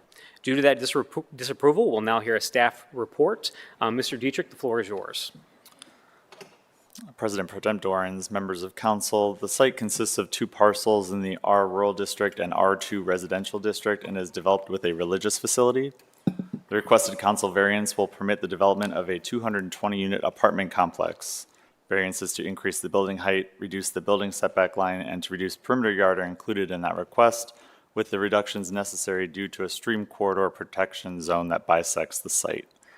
The proposed residential development will be subject to a competitive funding process by the Ohio Housing Finance Agency, which requires certain land attributes, including compliant zoning. The council variance process is supported to assist in this state funding application process, as rezoning application Z23-036, a request for the AR1 Apartment Residential District, has been filed and is in the formal review process, and because the multi-unit residential development will provide mixed-income, affordable, and workforce housing consistent with city objectives. Therefore, city departments recommend approval. Thank you, Mr. Dietrich. Just a note, my office received a number of phone calls and written correspondence from residents. All of those have been shared with each council office. We have a number of public speakers to speak on this ordinance tonight. Before we get to those, our typical pattern is to allow the applicant to make a presentation, public speakers, and then the applicant to respond to those comments. So first, I will allow either Mr. Perry or Mr. Skinner to come forward to speak on this project. Mr. Skinner, since we already swore you in on the previous one, we'll just go ahead and let you dive right in. Thank you very much, everybody. So there's a few things that I should have mentioned in the previous remarks. One, it was just mentioned a second ago, but just to reiterate, we are going for a variance approval right now, which is the first step in many steps of processes and public hearings to be able to move this project forward to secure the financing that it needs from the state and from the county and from the city. Secondly, just to give you a little bit more detail on NRP's background, I talked a little bit about what we've done in Columbus, but we are a national group. We're active in 18 states. We own and manage roughly 40,000 units of affordable housing across those 18 states. And this development, through the financing that we'll be using, because we are a developer, a contractor, and a property manager, we will be managing and owning this development for at least 15 years after development. This is not a merchant build where we'll build and sell. We will be in the neighborhood for the long term. This site's programming is very similar to the last project. Units from 30% to 80% AMI with the income levels that the chairman noted earlier, and a mix of 1, 2, 3, and 4-bedroom apartments. I know there are some concerns in the community. You'll hear in a second. I entirely empathize with those concerns, but also recognize the need for high-quality, new, affordable housing across the city and in this community. We want to build housing on this site for the same reason it's a great community to live in. It's very close to job centers and is a very safe neighborhood. So I'm happy to answer questions and respond to comments after the fact. Thank you, Mr. Grant. Any questions? Councilmember Favor? Good afternoon. Thank you for your testimony this evening. Can you clarify if you all are pursuing a 4% or a 9% tax credit? 4%. 4% tax credit. And what is the plan B if you do not, if you're not successful? Sure. So 4% tax credit applications do have several deadlines throughout the year. The immediate next one is next week, the week after, September 21st. However, we would seek to reapply if for whatever reason it's not funded. We are very confident in this project's ability to move forward and into funding sources. We're not considering pursuing it as a 9% development, mostly because, and I don't want to get too into the weeds here, it would not score competitively in OFA's process. But for a 4% development, this size and building type is really what's the most appropriate and what makes the most sense, given what is a fairly large, more than 8-acre site on a pretty main corridor right next to the Alum Creek Trail, which a lot of families will be able to utilize. And so if you're not successful with receiving the 4% tax credit, you all will just submit the application again? We would determine whether or not we think we can be successful moving forward. And if we think we can, again, we would submit the application again. If the development is not financed and we don't think it has a chance of being financed in the future, then we would not pursue it any longer. And are you seeking capital dollars to also help with the capital stack? That's correct. Okay, thank you. Thank you, Councilmember. Councilmember Remy. When's the next deadline for 4% if this one wasn't to be successful? Off the top of my head, I believe it's January or February. Okay. And however, Councilman, I apologize. I should be more specific. It's 4% tax credits paired with a bond gap financing request from the state of Ohio. That is a competitive request, and I apologize, Councilman Favor, I didn't specify this to answer your question as well. That is paired with the 4% tax credit application, and that source of gap financing, which is $3.5 million in gap funds, only occurs once per year, and that is in Q3. That's the September 21st deadline that I'm referencing. It's when's that decision made? The application goes in December 21st. Decisions from OFA will be made in mid-December. Okay, got it. And if is this, are you going to be purchasing prior to the decision, or are you going to be in contract? And if the financing doesn't occur, then it doesn't transfer? That's a good question, thank you. So we're currently in contract, and our business model is not to actually purchase the site until we're ready to close and put a shovel in the ground the next day. So we currently have the site under contract, and like I mentioned to Councilwoman Favor, if the development is not funded in this cycle, we would reevaluate the chances we think it has for future rounds and determine whether or not we want to continue to extend the site control contract that we have on it. I noticed that you mentioned 220 units. It's actually not 220. 196. 196, yeah. Thank you for that clarification. I appreciate it. Any other questions, Councilmember Bankston? Yeah, I know that there's a range of affordability. Can you roughly go through what those breakdowns would be at each AMI? Sure, yeah. So 20% of the units are at 30% of AMI. 30% of the units are at 50% of AMI. 20% of the units are at 70% of AMI. And then 30% of the units are at 80% of AMI. And that is a combination of making sure that we serve a large number of residents and a large number of different levels of income thresholds. And I should say those units are scattered across 1, 2, 3, and 4-bedroom developments equally. So the same number of 3-bedroom units are at 30% AMI as there are 2-bedroom units, if that makes sense. So that's the unit breakdown. That's also based off of what's called a 60% area median income average. So the regulations through HUD, through the Low Income Housing Tax Credit Program, the average of units has to average at 60% AMI or below. But within that, there's room to move up to 80 and down to 30. Yeah. That was probably more than you wanted. I apologize. Yeah. Thank you for that clarification. And also thank you for clarifying that there's 4 bedrooms in this project. I know that we don't get a lot of those that come before us. Absolutely. And I mean, we're pre-leasing the development on the north side at the old Alrosa Villa right now. And every single 4-bedroom unit was pre-leased within a week or so of coming out. Other questions, council members? So, Mr. Skinner, one question I had, you mentioned this is one step in a number of different processes. My understanding this project would require rezoning as well, which is not before this body at this time. I wonder if you could speak to that from a process standpoint, because again, we're here from a variance standpoint, which again, I understand from a tax credit standpoint, you need to have that secured. But again, we have a number of folks that are, again, intently interested in sort of what happens, what is happening now, what could happen in the future. I want to know if you could walk folks through from what potentially may come before the body or be requested by the applicant in the future as it pertains to a rezoning. Sure. So right now we are seeking a variance through council that allows us to submit an application to not just the state, but to the city and the county for gap financing as well. That variance has to be in place for us to even consider moving forward, for the funding entities to even consider moving forward.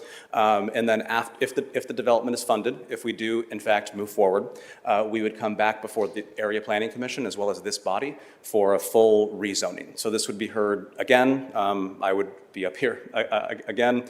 In addition to that, we would be working with the traffic department to do a full traffic impact study, which we do on just about all of our developments. We would look at the width of the road in front of the development to determine whether or not we need to fund an expansion of that. That's something we've done on other projects. And we'd work with the city on securing building permits, working through our architectural plans and designs to make sure that it's both aesthetically works within the context of the neighborhood and of the busy street that it's on, and to ensure that it meets all of the building code requirements.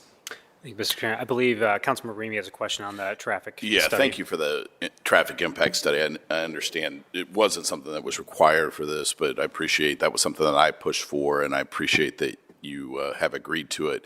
Director Messer, if for instance there were concerns or things that the traffic impact study brought up, what does that mean? The applicant has to complete those, whatever fix those concerns and make sure that they're actually not concerns anymore. And if they don't, what would happen? Thank you, Councilmember Ramey. Also, I would just highlight, it would also, rezoning would go through the Development Commission.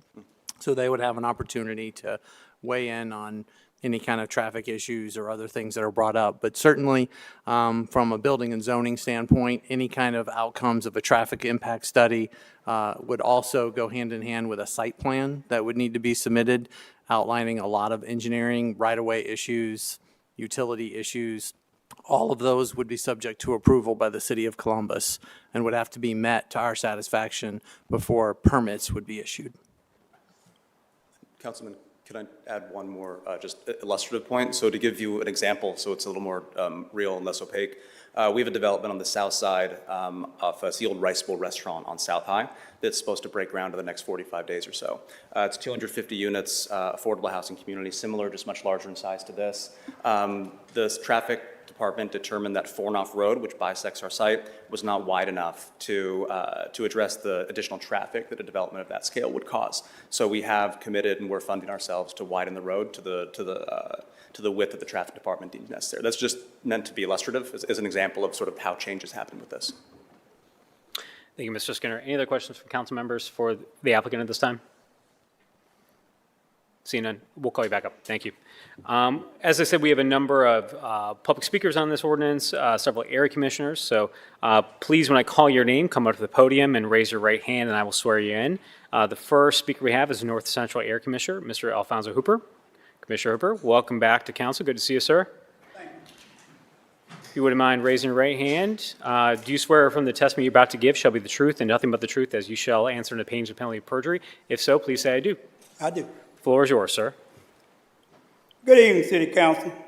President Harding, Pro Tem Dorn, Councilwoman Faber, Councilman Bankston, and Councilwoman Lowen, and Mayor Ramey, and Council Mr. Brown. I'm Alfonso Hooper. I'm a longtime resident of Brittany Hills, 54 years. I've been on all your civic association and North Central for 40 plus years. I'm coming here against this development because this developer, even though he gave y'all a lot of good scenarios of all the apartments he has, but we have a lot of concerns. He already has an apartment in our neighborhood called North Central. We have here, and you should have in your profile, North Central Village. It's a senior development that's been in our neighborhood about 15 or 20 years. Have a lot of problems with this company. I don't have time to read them all because I just got a set time. A lot of problems. The emergency gate, a gated neighborhood. This developer is a really bad developer, even though he got a reputation. He even got a suit that's up to $400,000 around Cleveland. And y'all got that profile. I'm asking City Council to really look at the picture. Our neighborhood was developed as a single home community. We are not against affordable housing. Matter of fact, Brittany Hills was affordable neighborhood by metropolitan housing. Beautiful homes, 3-bedroom homes, basement, kitchen, and everything. And believe it or not, we on the metropolitan housing. I've been there 54 years. This was a single family home that a family could rent. And everything was in a circle. And when you got through, if you had one kid, this house cost you about $40 or $50 a month when subsidized help got added to it. We're asking council to look at this developer. We got to investigate this developer. This developer is not a good developer. And he builds them, he leaves them, and what happens. We got our neighborhood here. If they would stand, these have been residents for 50 years. We are not against affordable housing. We want every family to have affordable housing. I got blessed with affordable housing in Brittany Hills 54 years ago. We as a council to consider this. We want single family homes. It works. We've had to have all of our apartments torn down. Lytton Gardens, Village Green. Now we're having trouble with Latitude 25. All of these apartments had to be torn down and put single family homes in the place of it. We don't have the revolving doors like we have in apartments. And that's why we had to get them torn down and build single family housing. And they fixed a way for you could have affordable single family houses. And I don't know why we can't go back to that, because this developer, if you look through my profile, y'all say y'all had it in front of you. This developer is not the one to build efficient maintenance and stuff for these apartments. We got letters from Ohio Dominican, Valley Dale, and we are speaking from our hearts, and we want affordable housing for everybody in Columbus. But NPR is not the one. They do not do efficient, not in Brittany Hills and surrounding neighborhoods. You got the record on them. They have not been a good developer for Brittany Hills. And I'm saying, I'm sitting here now, if our commitment from city council would have been kept years ago, where the city used to, I had that land, and we supposed to get a 50-year lease. And due to that, the city had to give the land back to us, and that's why we're getting the problem we had. We had a 50-year lease from Parks and Recs that didn't go through for the 50 years, and that's why we are here. And we're asking council to look at this developer in more ways than one, because he has a bad record in our neighborhood. And I just want you to look at them. I don't have time to read them all. And them poor seniors over at North Central, they're suffering. Even the safety gate, haven't been put up in 10 years. He has a bad record. He's been before us 3 times. He's talked in 3 or 4 different ways. Like he said, we didn't know nothing about the 196 till we just heard it. He sent it to our sheriff about 3 days ago. We didn't know that he had cut it down. He know he can come before us. We meet every first Thursday at ODU. And he just ain't been a good developer to relate to the community at all. And we'd like y'all to take all these considerations in your facts. Thank you, Commissioner. The next speaker we have to come before council is Miss Landa Burnetto. I apologize if I got your name wrong.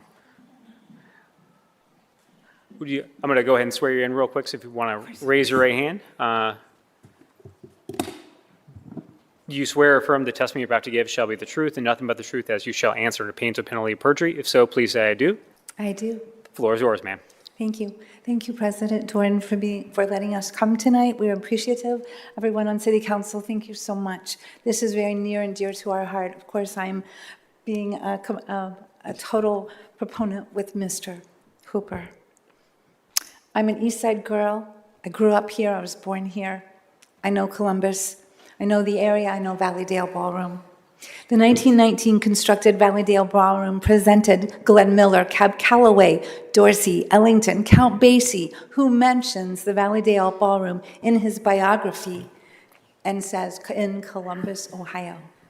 Also Bing Crosby, Dean Martin, Billie Holiday, and Sinatra. 60s music replaced big bands. Now we had Frankie Valli, The Four Seasons, Ike and Tina Turner, The Byrds, Alice Cooper, later Destiny's Child, 50 Cent. Why am I telling you this? A famous individual called Valleydale, wanted to rent it, wanted no one there, wanted the piano tune. The musician walked in, played for 4 hours, and upon leaving, he shouts out, "I've played the famous Valleydale Ballroom." That was the 5th Beatle. That was Billy Preston. That was 1992, way after the Beatles. Most guests enter Valleydale, toss a wistful look at the dance floor and say, my parents, my grandparents, and now we get my great-grandparents used to dance here. It's very nostalgic. The Valleydale lowers the rates for high school events, for class reunions, for anything that goes on. We do not ask for tax credit for those helping the community.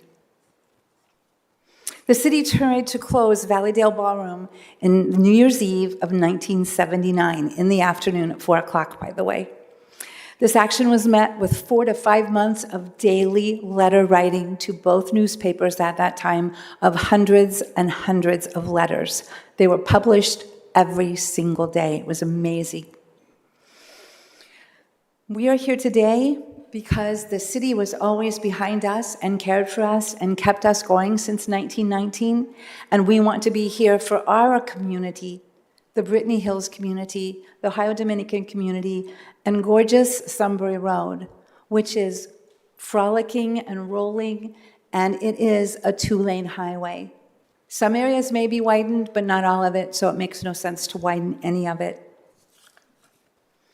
We are located on an insurance-drenched floodplain, the lowest spot in Columbus, Ohio. We're it. If you want to know now, that's it. It's Valleydale Ballroom.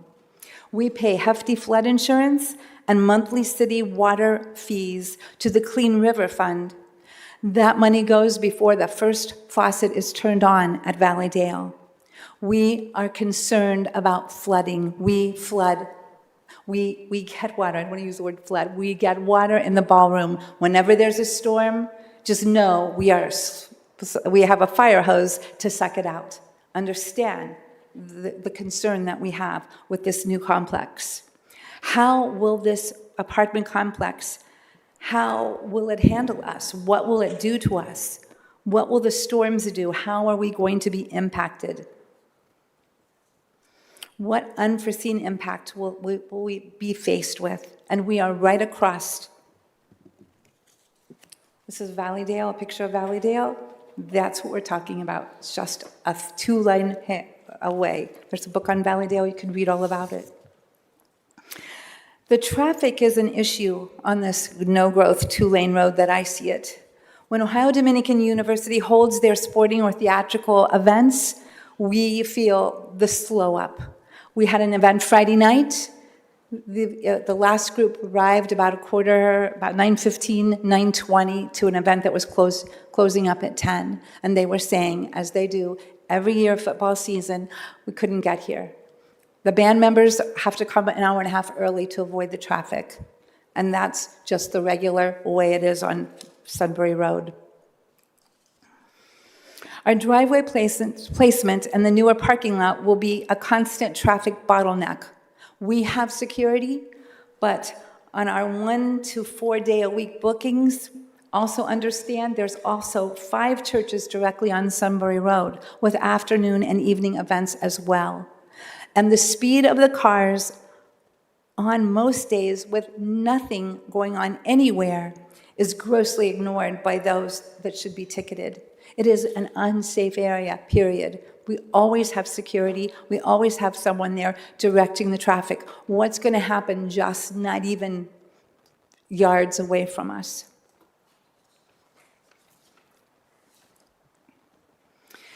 Valleydale Ballroom is honored this year to be listed in the Dispatch Best of Columbus in 3 event categories. We didn't even pay for any of that. It just happened. And it happened because my adorable husband and I love Valleydale, and we took it on in our elderly years to keep it. We want to keep it for Columbus. We are one of 12 ballrooms in the country. We are one of 2 ballrooms that work every day and have been in business since its opening days of 1919. So we're pretty proud of it, and I want Columbus to be proud of it.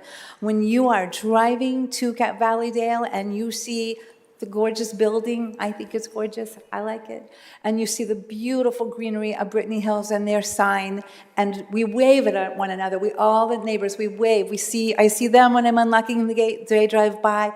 Please understand, this is a gorgeous scenery that is going to be gone. The sunlight is gone. It's going to be towering. I can't even, the idea of this towering building, I don't care how cool and hip it may be, it's not the place.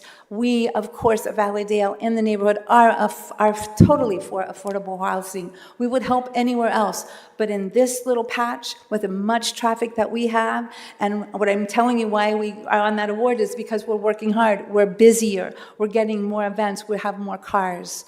Please understand that. You've heard of the Miracle Mile. I hope that you please remember and not to ruin sensational Sunbury. Thank you so much for your time. Thank you for being here. One point I did want to make, the speaker brought up specifically around the flooding.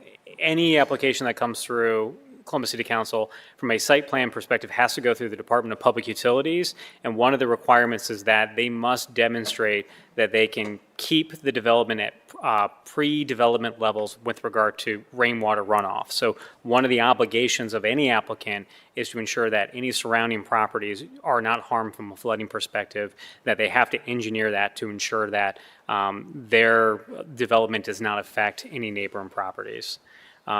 Next speaker to come before council is North Central Area Commissioner, Ms. B. Tolber. Commissioner, good to see you again. If I can swear you in real quick, raise your right hand. Do you swear or affirm the testimony you're about to give shall be the truth and nothing but the truth as you shall answer in pains of penalty of perjury? If so, please say I do. I do. Floor is yours. Thank you, council members all, for allowing me to be here as a commissioner, but not only as a commissioner, but a concerned citizen and standing for those that I commission over and have been to and part of the zoning chair. We've had several meetings with this company, and you have to see, this back here right now represents a small portion of those that we've had to stuff in a room several times over, and the things that I personally have had to hear concerning this developer and how they're going to come along and build 4-story highs. We have senior citizens. They've asked for a number of things to be considered to no avail. Not that they don't understand that we need affordable housing, that there's 20%, 27%, if I'm not wrong, deficit in housing for Columbus alone. We understand that. We want to be a part of that. But you have to look at where you're placing these things. You have to look at it. I go up and down Fifth Avenue. I go all throughout this city. Me and Chair White have been to several different communities during the evening because why? Because we really want to see what happens with affordable housing. How the people that live there, that manage there, really act towards their people and to those that work there.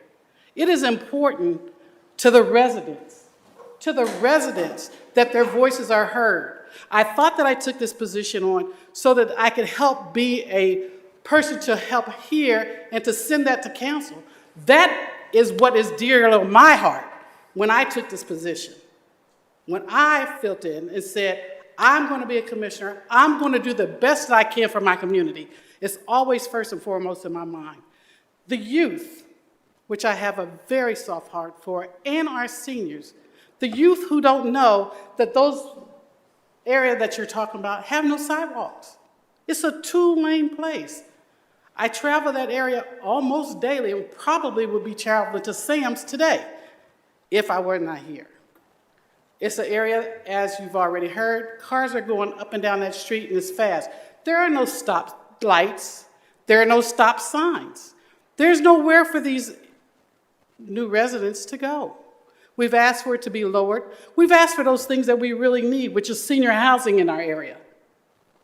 And seniors don't need to go 4 stories high. You have to look at what and where you're placing items. These homes are important to the city. They're important to us. Each and every one of us, nobody ever wants to see anybody homeless. Nobody that I personally know of. We do have the Valley Dell, who has been gracious to our community. They've helped us every step of the way. Anytime we ask for anything, when we have back to school events, when we have nights out events, anytime we have gone to ask them anything, they are there with us. You realize that you're building this thing in a food desert. There's no place for these kids to go. My fear is that we're going to have more accidents, which we have a great amount of now. I was traveling on this same road this past Thursday, and it was a horrible accident that you couldn't even get around on this 2-lane road. And if you really look at it and you know the aesthetics of the land, you know you can't do but so much widening there because there's no room to do it. There is none. So I really wish you take and consider what the residents who have outwardly said over and over and over again, they oppose this. They oppose it not just with a little voice, but they're opposing it with a great big voice. And if by clap, they can tell you how much they oppose this. Not that they oppose getting affordable housing and that we really look at the issue at hand. I know I do. My father was a contractor that successfully built homes all throughout this city and built a lot in the North Central area. So I too want affordable housing, but I ask each and every one of you to look at your heart, look at the kids, look at the impact that may be put on our senior citizens. We are getting older. I know I myself am 64. I came back. I was in Galloway. I came back too to help my father. And a lot of these residents have done the same. So it's not that we give up on our homes. Most of them are owned. It's not that we give up on them. We come back, and then we take the next generation on. I've got 4 grandkids that I'm raising. I've got one who's definitely saying, "Ma B, I'm not going anywhere. I will be here." But he wants to be safe, and I practice to try to make him safe. But let us look at what affordable housing really is. It's not the New York style, we got to stack everybody on top of each other. Let's make something that's going to be sustained for some time. And let's look at trying to make people comfortable, putting our seniors maybe in some homes that are lower density. And let's get back to business. We have supported each and every one of you by giving you those votes. Now we're asking that you support us. That's all I have to say. Thank you. Thank you, Commissioner. The last speaker to come before council is, Councilmember Favor. Thank you, Commissioner, for being here tonight. So I used to live in this community off of Linton Gardens Drive for close to 10 years, so I'm very familiar. But I think what I'm struggling with is, because I've heard over and over that we support affordable housing, where affordable is a relative term, right? What's affordable to me it may not be affordable to you. And as we've already broken down, these numbers are not far off pace from where most Columbus residents are right now when we talk about income, right? So we're not talking about deeply affordable 20% folks who are looking for assistance through the Community Shelter Board. We're talking about everyday working folks, right? Because I believe, and I have to say that because I believe that there is a stigma attached to what affordable housing actually is, right? And tends to be weaponized.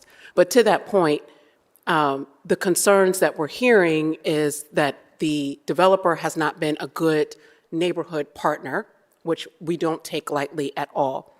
But outside of that, we've heard issues around traffic management, flooding, potential flooding, and that being exasperated by 196 additional units. Those things are going to be accounted for as this developer moves through the process. So outside of those technical items, is there no way for the community to continue to be in an open position to work with the developer so that we can get you the type of results that you want out of this project? Hold on, let me finish, please. Because the reality is, if you want affordable, you cannot do that through just single-family development. It's just not going to work. It's through density that we're able to get the projects down to a deeper level so that they are affordable for the vast majority of residents in Columbus. With added, as he's already discussed, getting funding from the state, getting funding from the city, and all other types of other measures to bring those rents down. So it doesn't happen without density. So if you could just help me reconcile that a little bit. And thank you, Councilwoman Favor. We do believe that that's a true statement. However, you can't, I guess you don't want to put 1,000 people, and that's all we're saying. We can't handle the density that is being requested. I think that everyone agrees that we can spare some too, and we need to do our part as well. I believe that is what we're saying. We need to do our part as well. We're just asking for that density to come down somewhat. I mean, you're talking 220 to 196, and then when I even press, I personally press for numbers. I'm a numbers person. How many people do that? Does that mean occupancy? I've worked for Columbus Metropolitan Housing, so I am very aware of how a lot of things work. And like you said, it does have a certain stigmatism to it, and you do have to watch who is really managing in it. Are they being good managers? Because what I see right now, there's too many unanswered questions to go forward. I understand that they have timelines, but sometimes all timelines aren't good. Like my mother said, all money ain't good money. So sometimes you really have to look at what is really the heart of the developer.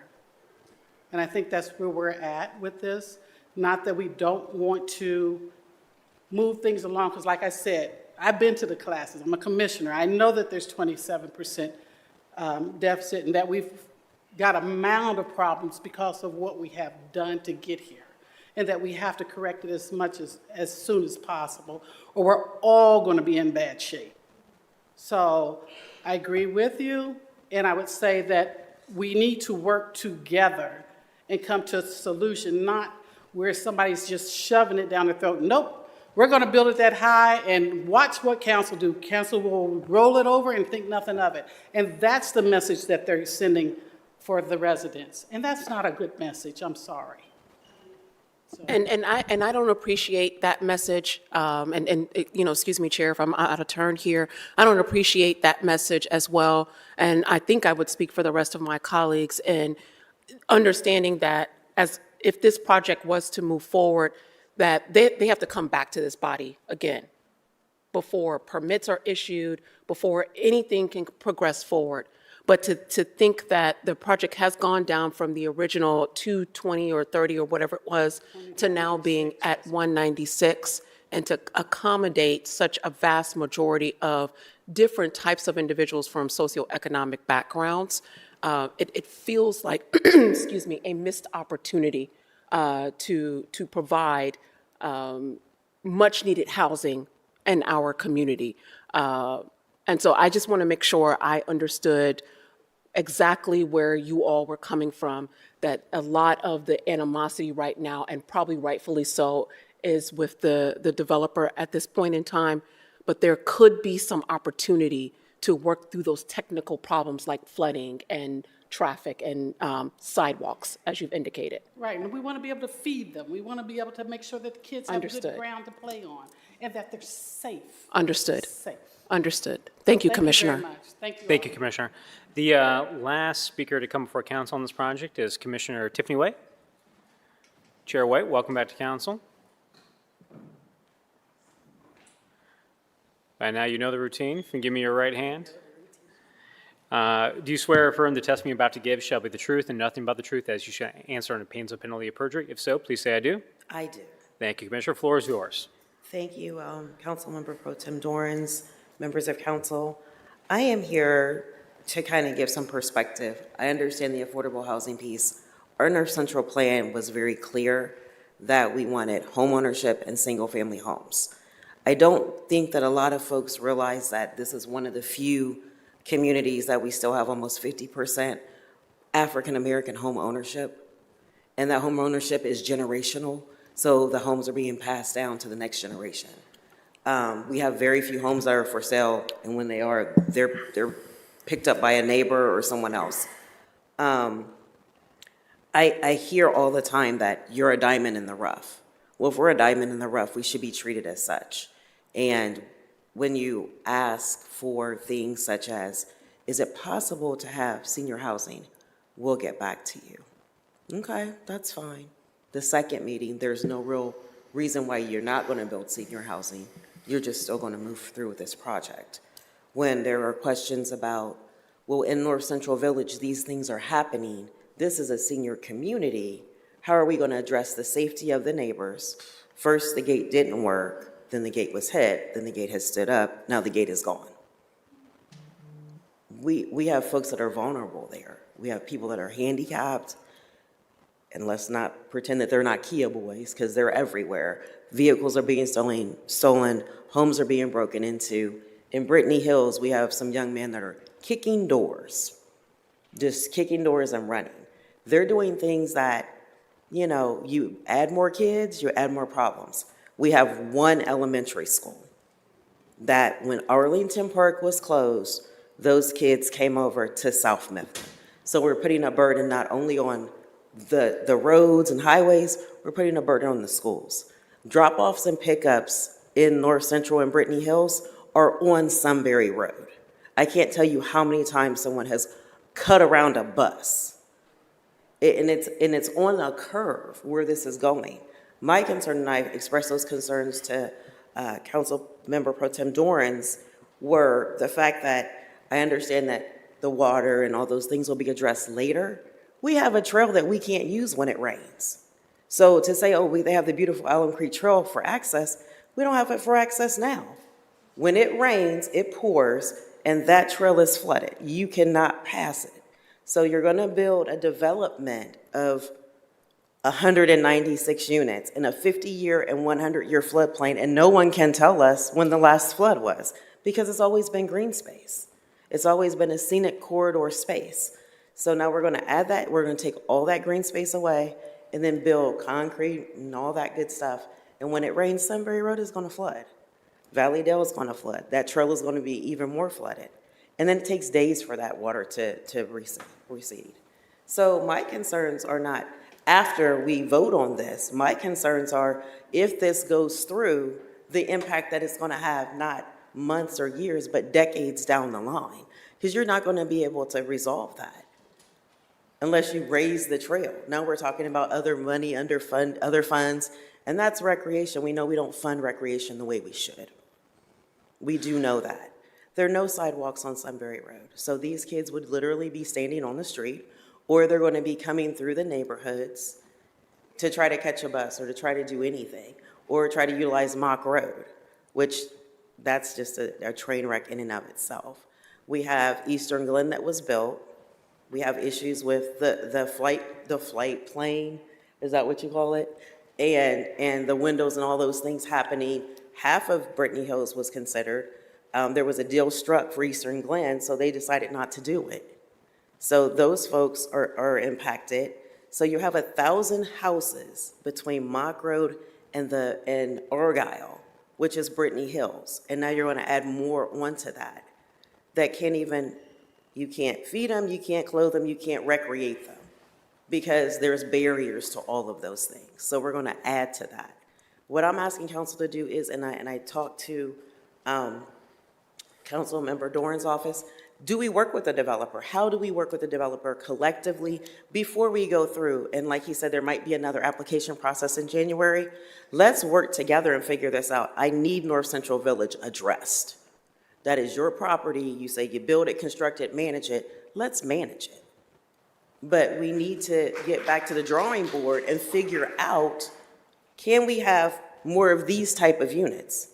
The folks that are standing up, well, they're sitting down now because it's been a long time. Some of those are seniors who would love to just move down the road because they're familiar with where they're at. They don't want to be stuck in the suburbs in a nursing home and not be around anyone they know. Let's be realistic about affordable housing. Seniors need affordable housing too, because once they leave that home, they're never going to have the same experience as they did when they had that home. So let's make it as comfortable as possible. I want kids to be safe all day long. And there's never been a sidewalk there. I talk to Columbus City Schools every year. Why do you keep picking kids up on Sunbury Road? There's no real answer. You're adding houses and putting them in schools, a failing school, and you're just adding more burden. That school is not going to be built or expanded anytime soon. They just did it 10 years, 12 years ago. There's room for expansion. It's not on the list. And we have to be realistic about those type of things. Not every apartment is going to have a child, but there are going to be kids. Do you understand what I'm saying? There's other projects proposed in our community. So we're, again, one elementary school, no middle school, and only one high school, and that's Linda McKinley. That's all we have. That's our burden to bear. But if you're adding more developments within our community, you're adding a bigger burden to our school system, to our neighborhoods, to our recreation centers, and to our communities. We have not just Valley Dell is here, another business partner is sitting back there, a great business partner. He was like, well, I would buy it and do something with it. I built houses on it, but I didn't go and solicit this from the church. There's questions as to, are the folks that are selling this property even the people that are able to enter into a contract? There's a lot of things that are happening behind the scenes that the application does not show. So I want to work with a developer.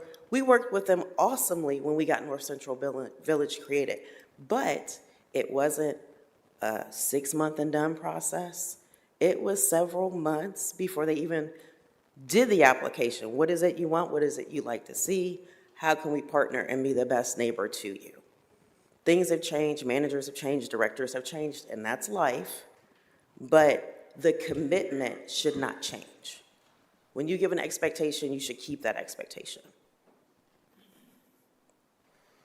So I'm asking either table it or say no, and let's go back to the drawing board and get this right, not only for the community, but for those future residents that are coming into North Central. Thank you. Thank you, Commissioner. Any questions or comments from council members for Commissioner White? Seeing none, I want to invite the applicant back up at this time.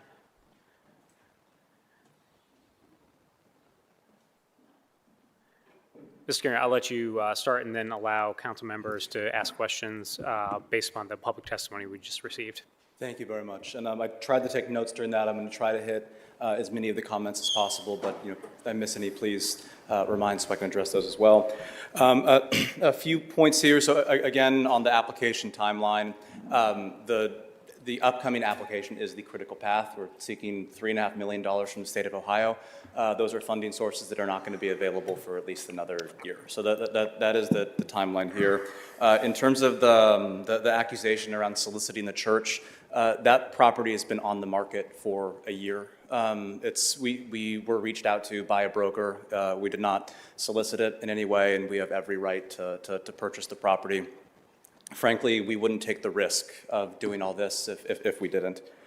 A couple of the other points, building in a food desert. One of the things that we see in a lot of our developments across the country, especially large-scale developments, is that food centers are food centers because there's generally, or food deserts are food deserts because there's generally a very low density and not a lot of population to support demand for groceries. What we're hoping is that you add more people to an area, demand for groceries goes up, the market takes care of itself.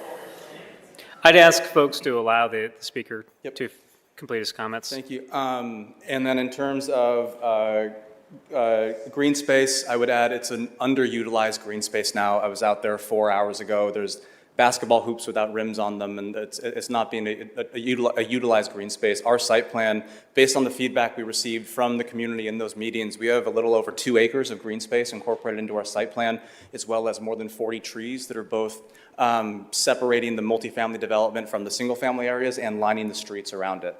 So, green space is something we take very seriously.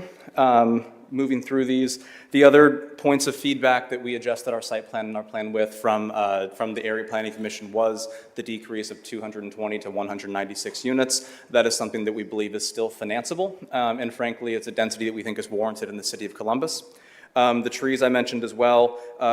Someone mentioned the Brittany Village sign. We're more than happy to keep that sign on the property and continue to maintain it. We've even offered to build community public space into the development, a 3,000 to 5,000 square foot community room. That was not something the Area Planning Commission was interested in pursuing.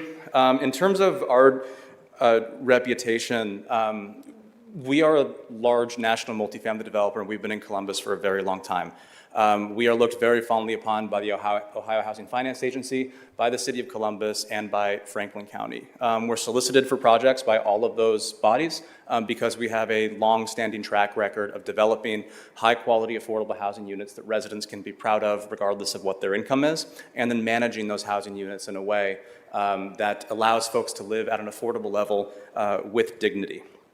North Central Village, the only thing that I can say to that is it's fully leased, and it's been fully leased and occupied for well over 10 years now. And our residents have stayed there and have continued to stay there. There is very little, if any, turnover in that development ever. Our folks have been there for a very, very long time. I don't know, it was mentioned a lawsuit. I don't know what that is. I checked with our general counsel before this meeting. There are no outstanding lawsuits on our company or any of our company affiliates.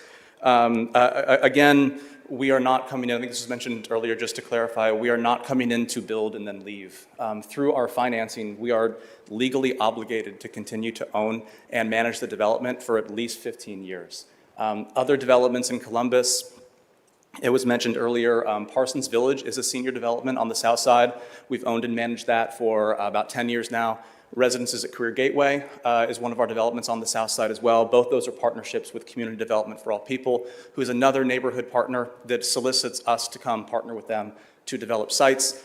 We have another development on the north side on Sinclair Road, the old Alrosa Villa that I mentioned. CMHA brought that site to us to partner with because they know the quality of how we approach our development and our management. And I'm sorry if you hear a little bit of frustration in my voice, but the claims to our reputation and us being irresponsible landlords is just not accurate.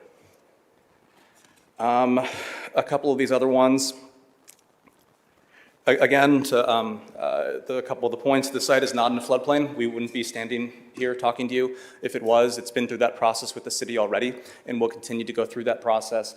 We work with our own civil engineers as well as the city civil engineers to ensure that the development will not have a negative impact on the surrounding area from a stormwater perspective, from a flooding perspective, or anything like that. We'll be building in underground detention ponds, and we'll be tapping into the city's existing sewer systems. In terms of rainfall and flooding on the Allen Creek Trail, that's not something that we have control over. Traffic, again, we'll be going through a full traffic impact study. In terms of folks speeding on the road currently, I will be here in council meetings if this project moves forward, supporting any and all efforts to curb speeding on that road. The last thing I'll say is, Valleydale Ballroom was mentioned as a site across the street. Dominican was mentioned. These are all great assets for folks to live near. This site is also almost exactly halfway between two of the largest economic engines in Central Ohio, in Easton Town Center and Ohio State University.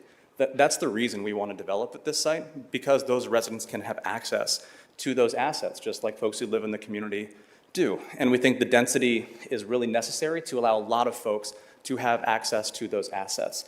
For a long time, affordable housing has really only been built in poor neighborhoods, and neighborhoods without a lot of infrastructure, and frankly, without a lot of neighbors who really care about their community. This is an opportunity to build a really high-quality, affordable, mixed-income development in a neighborhood where folks care about their community and where there are a lot of assets and a lot of and it's a safe neighborhood, and there are a lot of places and a lot of things that our residents can enjoy because it is a safe, quality community. I think I hit most of those, but I'm happy to answer questions. Thank you, Mr. Scarrett. Questions from council members? Yeah. Mr. Bankston? So if you could address the sidewalks, I think in the briefing documents and site plan, I saw that there's improvements that are going to be made to the current multi-use trail that connects to the Allen Creek Trail. Correct. So there's an existing sidewalk there currently, and then there's a crosswalk that crosses Allen Creek, or Sunbury, that crosses Sunbury to get to the Allen Creek Trail. We will improve that. So we will keep that, we will improve upon it, and on top of that, it's going to be our responsibility to manage that and to make sure that it's clean and that it's shoveled and all those things moving forward. So those sidewalks will remain, and then we'll extend the sidewalks up the Bethesda portion of our property as well. Yeah, and I don't want to negate, I think, residents' concerns. There may not be any current lawsuits, but I think they're referencing a settlement back in 2020 for $425,000 around collection issues that you all had. So I just want to make sure that I appreciate that. Thank you. There's nothing current, but that.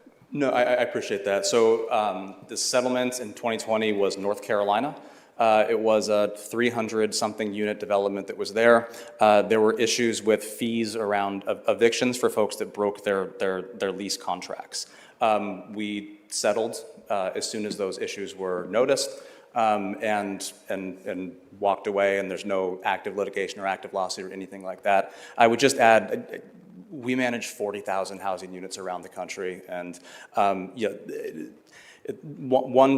track record of one development having a relatively small settlement for the size of the development is frankly something that's we're proud of as an affordable housing development. And can you speak to the gate at all that's missing at? Sure. We struggle with the challenge they were mentioned. We struggle with the challenges of the Kia boys just like everyone else does. Market rate, affordable housing communities, single family homes, those are challenges across the city. Folks drive through that gate almost weekly.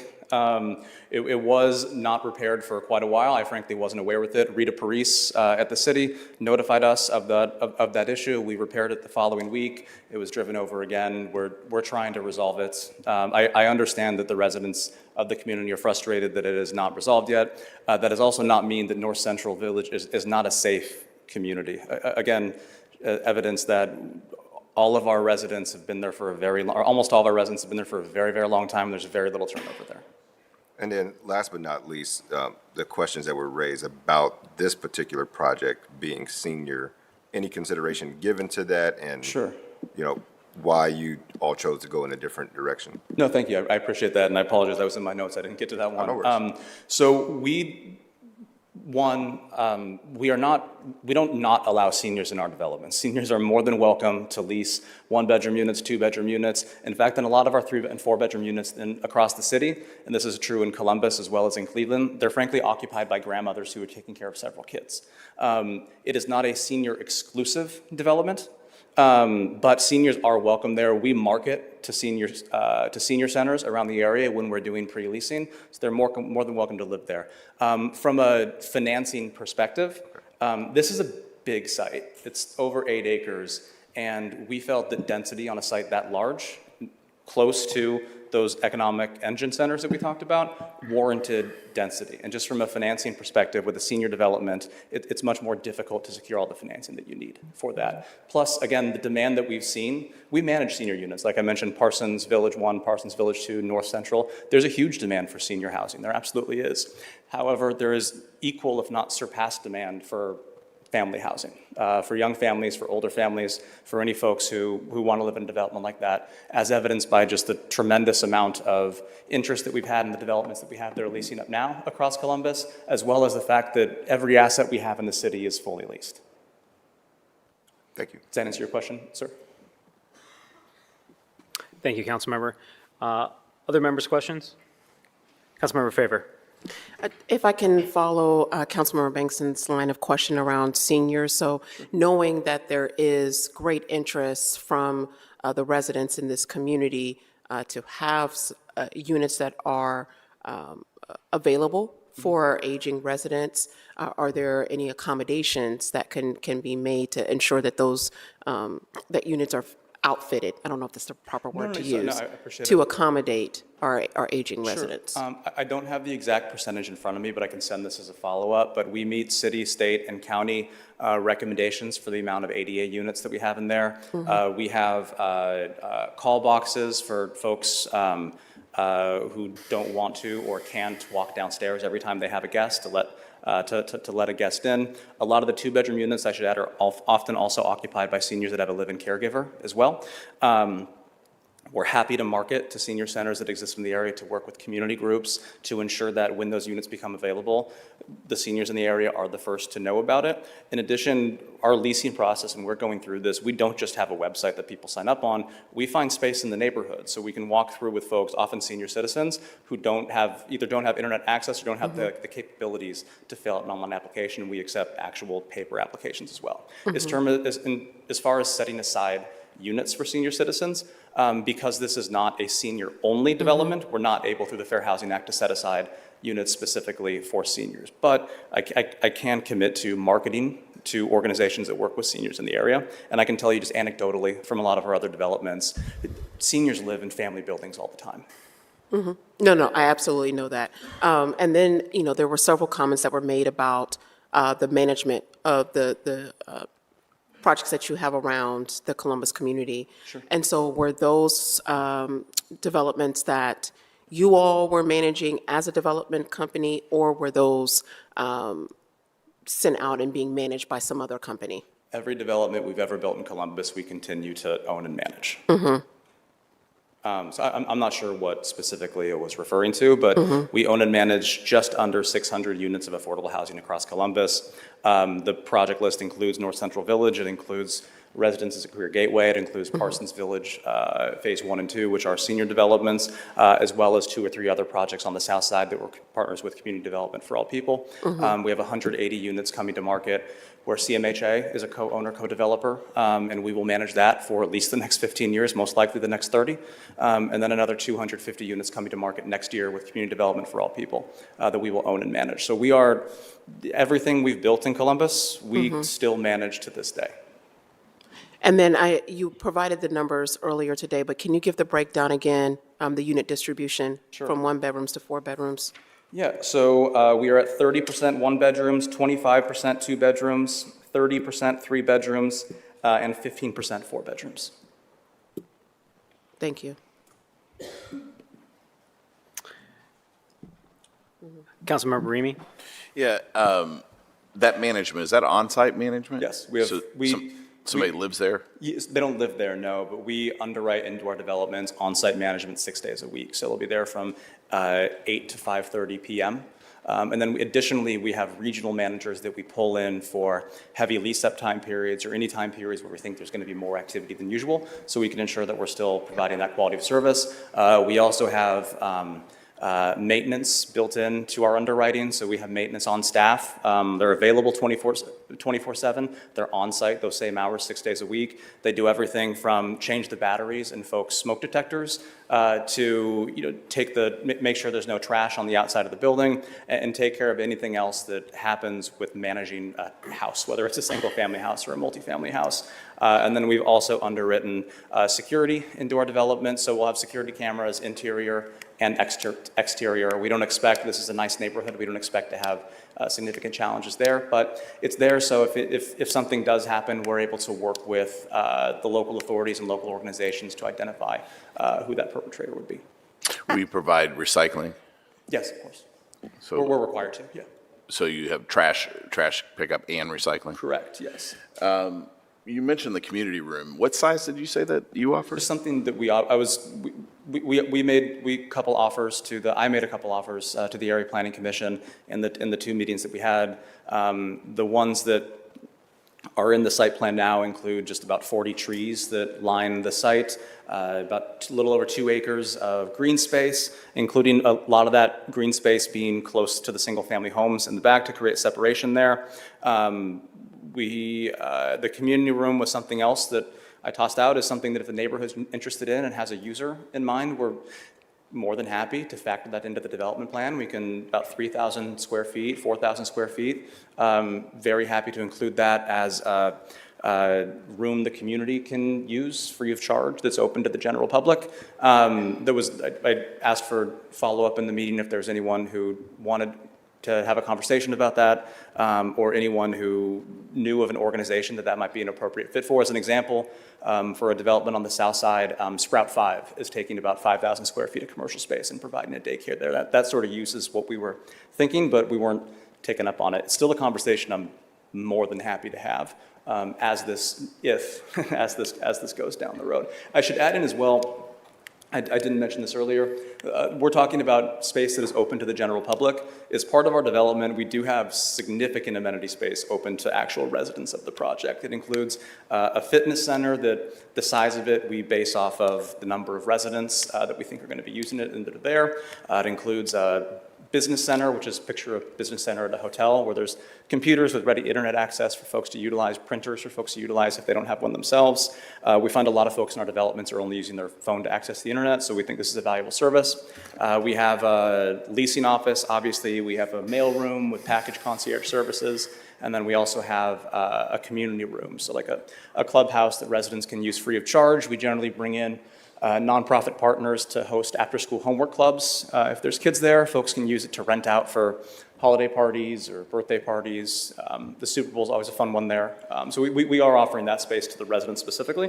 However, this is probably a longer answer than you wanted. We did offer and still are offering community space that can be open to the general public.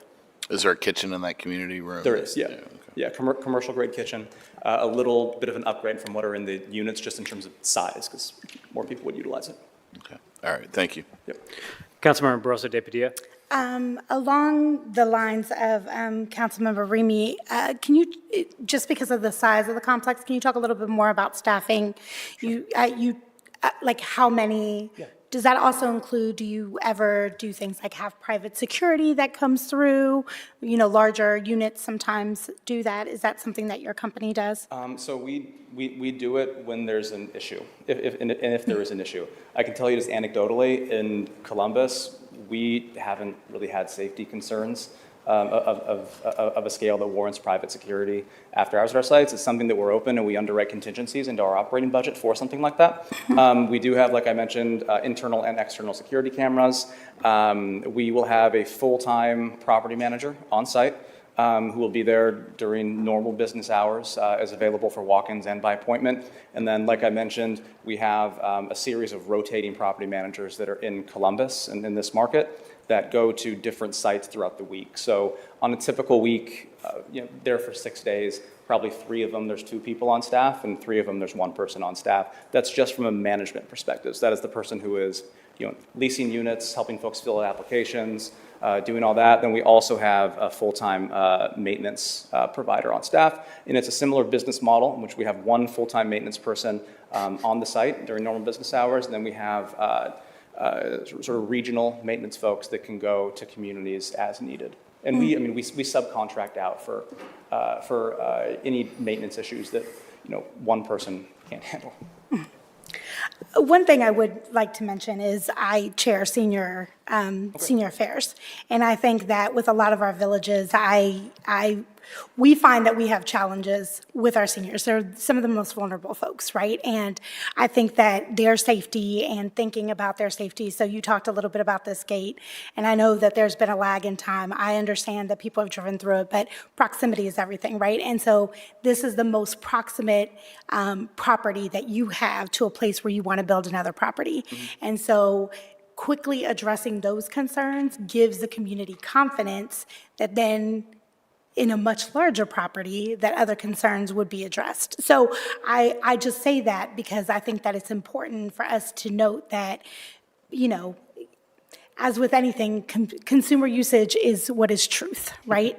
And this is what the experience is of our community folks. And I think that your approach in helping to make this almost, in some ways, a bit of a community center, when we have, there are some things that we have done as a council and working with the administration to ensure things like you're going to put in a sidewalk because we're asking folks to do that. That's how we're backfilling our sidewalk problem and being under sidewalked in the city of Columbus. You can see that as you go down Stelzer Road. I consider myself a proximate neighbor to Brittany Hills living in Eastmore, so I'm very familiar with the area. And so doing the traffic study is helpful because that will bring more improvements. Sunbury Road is without a doubt tricky, but I think that if you start to add these other amenities to the community, I think that that's where we start to build community trust. And I go back to Commissioner Tolbert's points around building trust and how we work together with the developer, right? This is one step within that process of how we start to meet some of the other concerns that community members have. And so I would just say, as someone who has had many conversations with other property owners, if we start to address some of those north central concerns, I think that it will help, it will go a long way in that community trust and having that continued conversation of what this could look like and the community benefit as a whole to the Brittany Hills area. Thank you. Thank you, Councilmember. Any other questions from council members at this time for the applicant? Thank you, Mr. Skinner. Thank you. First, I want to thank both the Area Commission and certainly everyone who's here this evening. We've had a lot of back and forth, and certainly Chair White, you've been very responsive with my office back and forth as we've had a lot of good discussions around this project. Change is hard. We all know that as a community. There's no project I can tell you right now in Columbus that is universally beloved by everyone in their community. When we talk about area plans that are 13 plus years old, the city has changed a lot in that amount of time. The needs of housing within this community have changed a lot within those 13 years. Well, I think one of the things that is very refreshing here this evening is to have the number of people from the community talk about they want to see affordable housing within their community. And I can tell you that doesn't happen every week at council. And I just want to extend my appreciation to the folks who have spoke tonight that that is on their mind. And knowing that, again, whether seniors can age in place at their single family house or whether or not there's a multifamily unit project within their area, that they can maintain those community ties. And certainly, while it may not every project say senior on top of it, certainly we need those options in which we have housing of every shape and type across the community. we hear a lot from folks that they want to see more single-family housing in their neighborhoods. And as Councilmember Favor mentioned, when we talk about the housing deficit that we have in Columbus, single-family houses are not going to get us out of that deficit. And, this body could avoid that type of tough conversation with our community, but we would be, misleading folks about that. And I think when we talk about 196 units in the area of the city that can support that, and again, when we talk about this is the first step of a multi-step process in which the applicant has to go through a number of different procedures in order to get the permits that they need to get, whether traffic, flooding, everything that has to be baked into this. And I think that's one thing that, to again reemphasize here tonight, is that this applicant is committed to a traffic impact study, and they will be obligated to comply with what our traffic engineers requested them. I'm not a traffic engineer. I don't know if we got any folks out in the gallery who are, but that is incredibly important to make sure that that particular aspect of this project allows it to develop more appropriately within the neighborhood that it's in. When I took over the chair of this zoning committee 2 years ago, we publicly stated 9 different priorities of Columbus City Council as it related to zoning projects.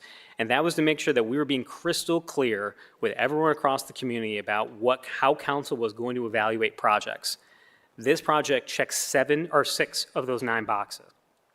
Affordable housing, city staff approvals, proximity to public transit, green space, proximity to job centers, including Ohio State, including to the airport, including to a number of other developments, and also private investment in public infrastructure. The applicant is committed to, again, working with Rec and Parks to upgrade the trail and everything that's associated with it, but also then getting back to the traffic access or traffic impact study to make sure that the applicant is the one that's making the investment to be a better neighbor. Again, as I said, this is the first step. So if in fact this were to move forward, they would need to come back for a rezoning. So I'm hearing a lot of frustration from folks in the community, particularly the Area Commission, around not getting the answers they wanted as this thing moved through the pipeline. My expectation of any applicant is to do so and to do so in good faith throughout that process. If in fact the votes for this to move forward, they are going to have to come back before that Area Commission again. And my expectation is that this applicant does so in good faith and provides those answers necessary for folks to feel they may not love what's happening, but to have the answers that they want to know what's happening in their neighborhood. And that's the expectation this council needs to set on every single project that comes before us. But again, a lot of the other things we've heard tonight are not necessarily zoning questions. They're not necessarily land use questions. The question before us is this site in particular appropriate for 196 units of affordable housing with these variances? And from a holistic standpoint, viewing this project from top to bottom, my view is yes. And again, while we're not always going to agree with our folks at the Area Commission level and folks in the community, I appreciate the engagement that they have because folks love their community, and based upon the attendance here tonight, we can see that love right here in council chambers. It is rare for us to disagree with an Area Commission. We vote with them about 90% of the time, but this is certainly one in which, from my vantage point, the housing that's on the table here needs to be prioritized as we are quickly approaching a housing crisis that is hard to come back from. So with that, I want to pause and see if any other of my colleagues have any questions or comments at this time. Councilmember Favor. Thank you, President Pro Tem Dorrance. So I want to make sure that I communicate clearly to the residents of this community that consider me activated, engaged. I will be voting yes this evening because I understand how critical this timeline for financing is. Columbus has not been successful in obtaining 9% tax credits. We have slowed down as it relates to getting 4% tax credits.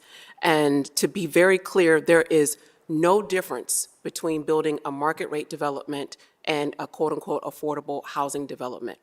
The difference being that we have to get subsidies in order to bring those rents down. And a lot of that comes from developers being able to successfully be able to obtain LIHTC funding or tax credit funding. So when we say that there are a lot of steps ahead, there are a lot of steps ahead. And so this is just the first step, a part of that process. But the points and the testimonies that have been made this evening are completely valid.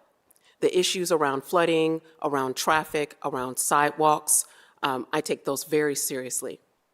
But when I weigh them against the need for housing in our community, I have to make the decision tonight to say yes to this, but with the understanding that this developer will have to come back before this body.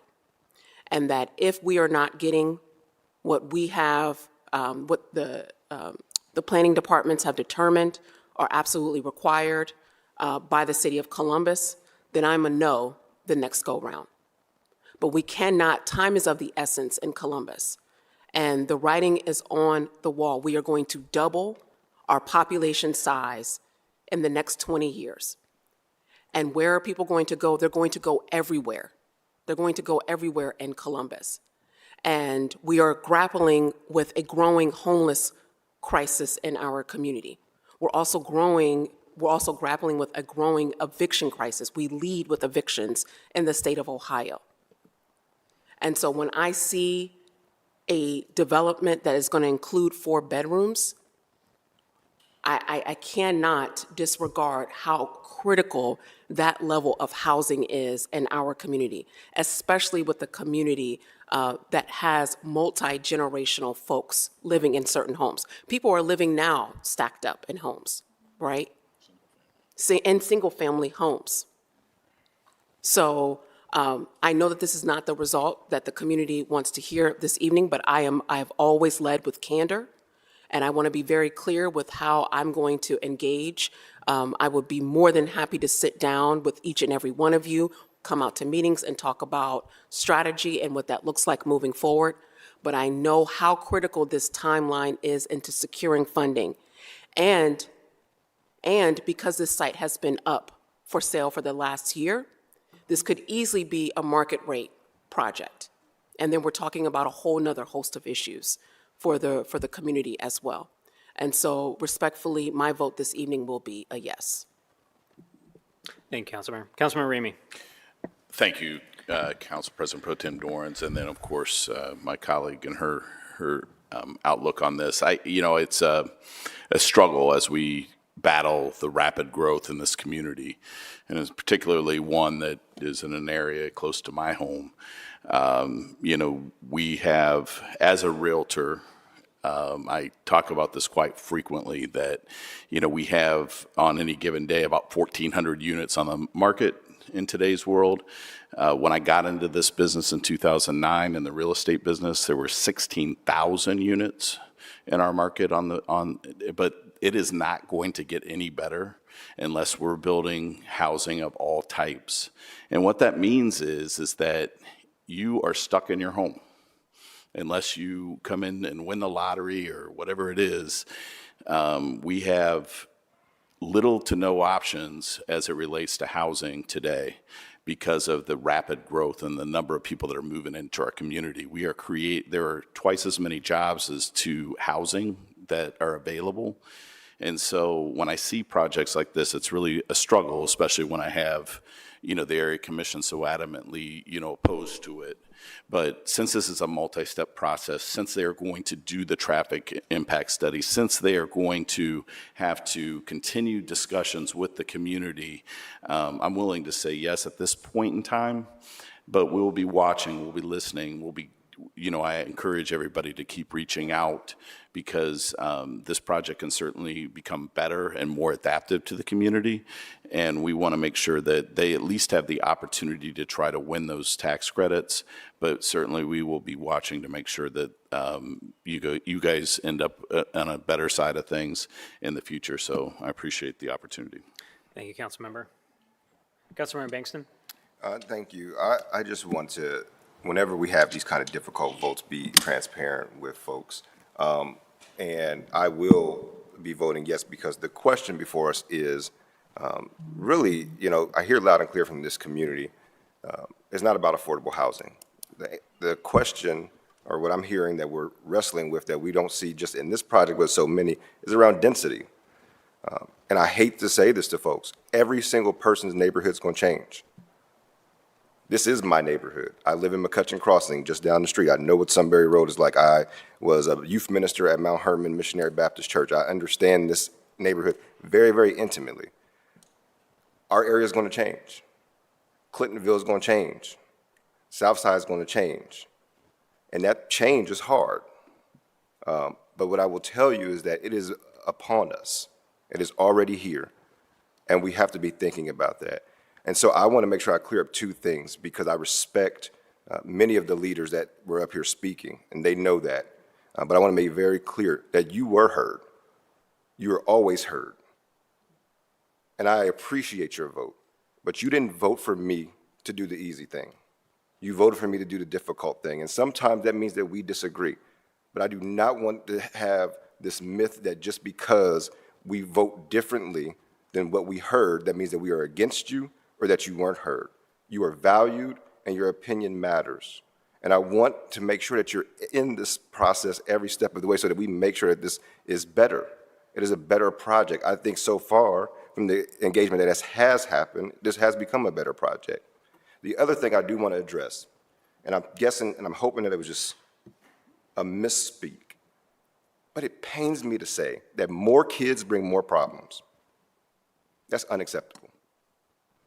It's unacceptable for us to say that we can't have development because the school is failing.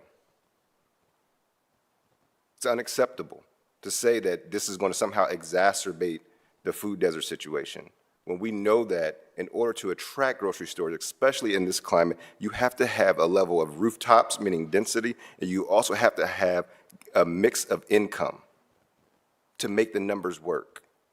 And I get it, it is hard, but I don't have a magic wand. I don't get to say to Kroger, or I don't get to say to whoever, plop down and make something go here. Those are private things that have to happen, and we're trying to set the conditions to make that happen. As much as I'm frustrated and I know the conditions of Sunbury Road, I'm happy to go back to the school district and figure out why kids are being picked up on Sunbury Road. But that is not the question before this body. So I just want to make sure that I'm clear that I'm voting yes on this because I believe that it is the right project. It is not because I'm against this community. I respect this community. I will continue to be there whenever you all call on me. But that is the question that we're raising, because this is not a Brittany Hills issue. This is not an Eastmore issue. This is a Columbus issue, and every single neighborhood is going to be impacted. And we have to hold ourselves accountable in that we don't hold up development because the street is not working. We can do both at the same time, and we have to. And we're going to be pushing our public service department to look at traffic studies differently. We're going to be pushing the administration to make sure that we are also thinking about this comprehensively. But it concerns me when I hear comments around our young people in particular that they are a problem. We need to embrace them. We need to give them more opportunities to be in thriving neighborhoods like a Brittany Hills. And so I'll be voting yes today on this ordinance. Thank you. Thank you, Councilmember. I do not want to belabor the point of or continue on the points that my council members, my fellow colleagues made, because I think they're all valid points, but I do think that it's important for folks to understand our line of thinking and why we think the way that we do and why we make the decisions that we do. And I think from a very personal standpoint, I mean, we have a commissioner from the South Side here, and I grew up on the East Side. I live 4 minutes away from the house that I grew up in, so I live in the neighborhood where I grew up. And first of all, you can't be an East Sider without understanding what flooding is, because I believe that the whole East Side is on a floodplain. But I got priced out of the South Side. Priced out of the South Side. Your council member could not afford a house there. And so when we talk about affordability and we talk about who lives in affordable housing, the time when my parents came here and they bought their house, it was affordable to live in their home. My mother couldn't afford the house that she lives in now. My mother still pays for the house that she lives in now. And so when we talk about bringing in new houses into the market, it's not just about affordability or the people or the type of people that lives there. It's about making it affordable for the whole. Because the less housing that we have, the higher those prices are going to be. So my aides, teachers in your community, your sons and daughters are not going to be able to afford a home in your community, in Columbus. They're going to have to move further and further out. And so that's something that as a council, while we do hear everything that the community is saying, we want to continue to work with you, and we want to continue to work to push developers to do good and right and just by our communities. We also have to understand that our purview is for the entire city and thinking about all of the people and all of the residents of Columbus. And so ensuring that we do that when we look at these kinds of projects, we understand that it's going to change a neighborhood, and how do we all work together to get the best possible project? And that's why today I am voting yes, because this change that is coming is something that we all need to be in on, and we all need to be working together and pushing each other to be better. Thank you. Thank you, Councilmember. At this time, if there are no other questions or comments from my colleagues, I first move to amend as submitted to the clerk submitted to the clerk. Clerk, please call the roll. Bangston, Barosa de Padilla, Brown, favor, Remy, President Pro Tem Dorans. Amended. I next move to accept the entire staff report into evidence as an exhibit. Clerk, please call the roll. Bangston, Barosa de Padilla, Brown, favor, Remy, President Pro Tem Dorans. Accepted. I next move to adopt the findings of staff as the findings of council. Please call the roll. Bangston, Barosa de Padilla, Brown, favor, Remy, President Pro Tem Dorans. Adopted. And finally move for passage. Please call the roll. Bangston, Barosa de Padilla, Brown, favor, Remy, President Pro Tem Dorans. Passed. Next, we have variance 2292-2023 to grant a variance provisions of section 3333.255 permit yard of Columbus City Codes for the property located at 2480-2484 Forest Green Court to allow reduced perimeter yard for the apartment complex, AR LD Apartment Residential District. The applicant is Dominic Spencer, care of Robert Arup, agent. Proposed use a multi-unit residential development. City's department recommendation is approval. Committee's area commission's recommendation is also approval. I first move to accept the entire staff report into evidence as an exhibit. Is there a second? Clerk, please call the roll. Bangston, Barosa de Padilla, Brown, favor, Remy, President Pro Tem Dorans. Accepted. I next move to adopt the findings of staff as the findings of council. Please call the roll. Bangston, Barosa de Padilla, Brown, favor, Remy, President Pro Tem Dorans. Adopted. And finally, I move for passage. Please call the roll. Bangston, Barosa de Padilla, Brown, favor, Remy, President Pro Tem Dorans. Passed. Next, we have variance 2406-2023 to grant a variance provisions of section 3333.255 perimeter yard of Columbus City Codes for the property located at 4975 Warner Road to allow reduced perimeter yard for an apartment complex in the R1 Apartment Residential District. The applicant is Preferred Living, care of David Hodge, attorney. Proposed use a multi-unit residential development. City's department recommendation is approval. Rocky Fork Black Lake Implementation Panel recommendation is also approval. I first move to accept the entire staff report into evidence as an exhibit. Please call the roll. Bangston, Barosa de Padilla, Brown, favor, Remy, President Pro Tem Dorans. Accepted. Next, I move to adopt the findings of staff as the findings of council. Please call the roll. Bangston, Barosa de Padilla, Brown, favor, Remy, President Pro Tem Dorans. Adopted. Finally, I move for passage. Please call the roll. Bangston, Barosa de Padilla, Brown, favor, Remy, President Pro Tem Dorans. Passed. Next, we have variance 2409-2023, granted variance provisions of section 3356.03 C4 permitted use of the Columbus City Codes to property located at 2283 North High Street to allow a single-unit dwelling or ground floor residential use in the C4 Commercial District. The applicant is James W. Clark, care of Jack Laws, agent. Proposed use a ground floor residential use. City's department recommendation is approval. The University Area Commission's recommendation is also approval. I first move to accept the entire staff report into evidence as an exhibit. Please call the roll. Bangston, Barosa de Padilla, Brown, favor, Remy, President Pro Tem Dorans. Accepted. Next, I move to adopt the findings of staff as the findings of council. Please call the roll. Bangston, Barosa de Padilla, Brown, favor, Remy, President Pro Tem Dorans. Adopted. And finally, I move for passage. Please call the roll. Bangston, Barosa de Padilla, Brown, favor, Remy, President Pro Tem Dorans. Thank you. Next, we have ordinance 2418-2023, to grant a variance provisions of section 3332.38H, private garages, 3332.05 area district lot width requirements, 3332.14 R2F area district requirements, 3332.261 minimum side yard permitted, and 3332.38G, private garage with the Columbus City Codes for property located at 1034 Yeager Street to allow habitable space above a detached garage with a reduced development standards. The applicant is Juliet Bullock, architect. Proposed use is a habitable space above attached garage. City's Department recommendation is approval. Adjournment Village Commission's recommendation is also approval. I first move to accept the entire staff report into evidence as an exhibit. Please call the roll. Bangston, Barosa de Padilla, Brown, favor, Remy, President Pro Tem Dorans. Accepted. Next, I move to adopt the findings of staff as the findings of council. Please call the roll. Bangston, Barosa de Padilla, Brown, favor, Remy, President Pro Tem Dorans. Adopted. And finally, I move for passage. Please call the roll. Bangston, Barosa de Padilla, Brown, favor, Remy, President Pro Tem Dorans. Passed.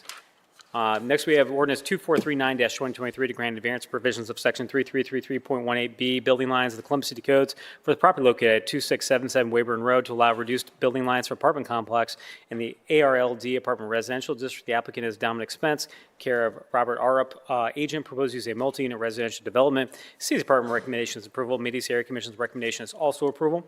I first move to accept the entire staff report into evidence as an exhibit. Please call the roll. Bangston, Barosa de Padilla, Brown, favor, Remy, President Pro Tem Dorans. Accepted. Next, I move to adopt the findings of staff as the findings of council. Please call the roll. Bangston, Barosa de Padilla, Brown, favor, Remy, President Pro Tem Dorans. Adopted. And finally, I move for passage. Please call the roll. Bangston, Barosa de Padilla, Brown, favor, Remy, President Pro Tem Dorans. Passed. Next, we have ordinance 2456-2023 to grant a variance provisions of section 3332.035 R3 Residential District, 3309.14A Height Districts, 3312.21D1 Landscaping and Screening, 3312.49 minimum number of parking spaces required, 3332.21E Building Lines, 3332.25 maximum side yard required. In section 3332.26, minimum side yard permitted, the Columbus City Codes, the property located at 325 Taylor Avenue to allow a 8-unit apartment building in the R3 residential district. The applicant is G&F QOZB, care of Dave Perry, agent. Proposed use of the 8-unit apartment building. City's Department recommendation is approval. Nearest Area Commission's recommendation is also approval. I first move to accept the entire staff report into evidence as an exhibit. Clerk, please call the roll. Bangston, Barosa de Padilla, Brown, favor, Remy, President Pro Tem Dorans. Accepted. I next move to adopt the findings of staff as the findings of council. Please call the roll. Bangston, Barosa de Padilla, Brown, favor, Remy, President Pro Tem Dorans. Adopted. And finally, move for passage. Please call the roll. Bangston, Barosa de Padilla, Brown, favor, Remy, President Pro Tem Dorans. And finally, we have ordinance 2458-2023 to grant a variance provisions of section 3333.18 building lines, 3333.255 minimum perimeter yard permitted, and 3333.35 G maximum garage height of Columbus City Codes, the property located at 1521 5125 Warner Road to allow reduced development standards for the apartment complex in the AR1 apartment residential district. The applicant is preferred living, care of David Hodge, attorney. Proposed use a multi-unit residential development. City's Department recommendation is approval. The Rocky Fork Black Lake Accord implementation panel recommendation is also approval. I first move to accept the entire staff report into evidence as an exhibit. Please call the roll. Bangston, Barosa de Padilla, Brown, favor, Remy, President Pro Tem Dorans. Accepted. I next move to adopt the findings of staff as the findings of council. Please call the roll. Bangston, Barosa de Padilla, Brown, favor, Remy, President Pro Tem Dorans. Adopted. And finally move for passage. Please call the roll. Bangston, Barosa de Padilla, Brown, favor, Remy, President Pro Tem Dorans. Passed. That is everything we have in tonight's zoning agenda. Is there a motion to adjourn? Clerk, please call the roll. Bangston, Barosa de Padilla, Brown, favor, Remy, President Pro Tem Dorans. We stand adjourned.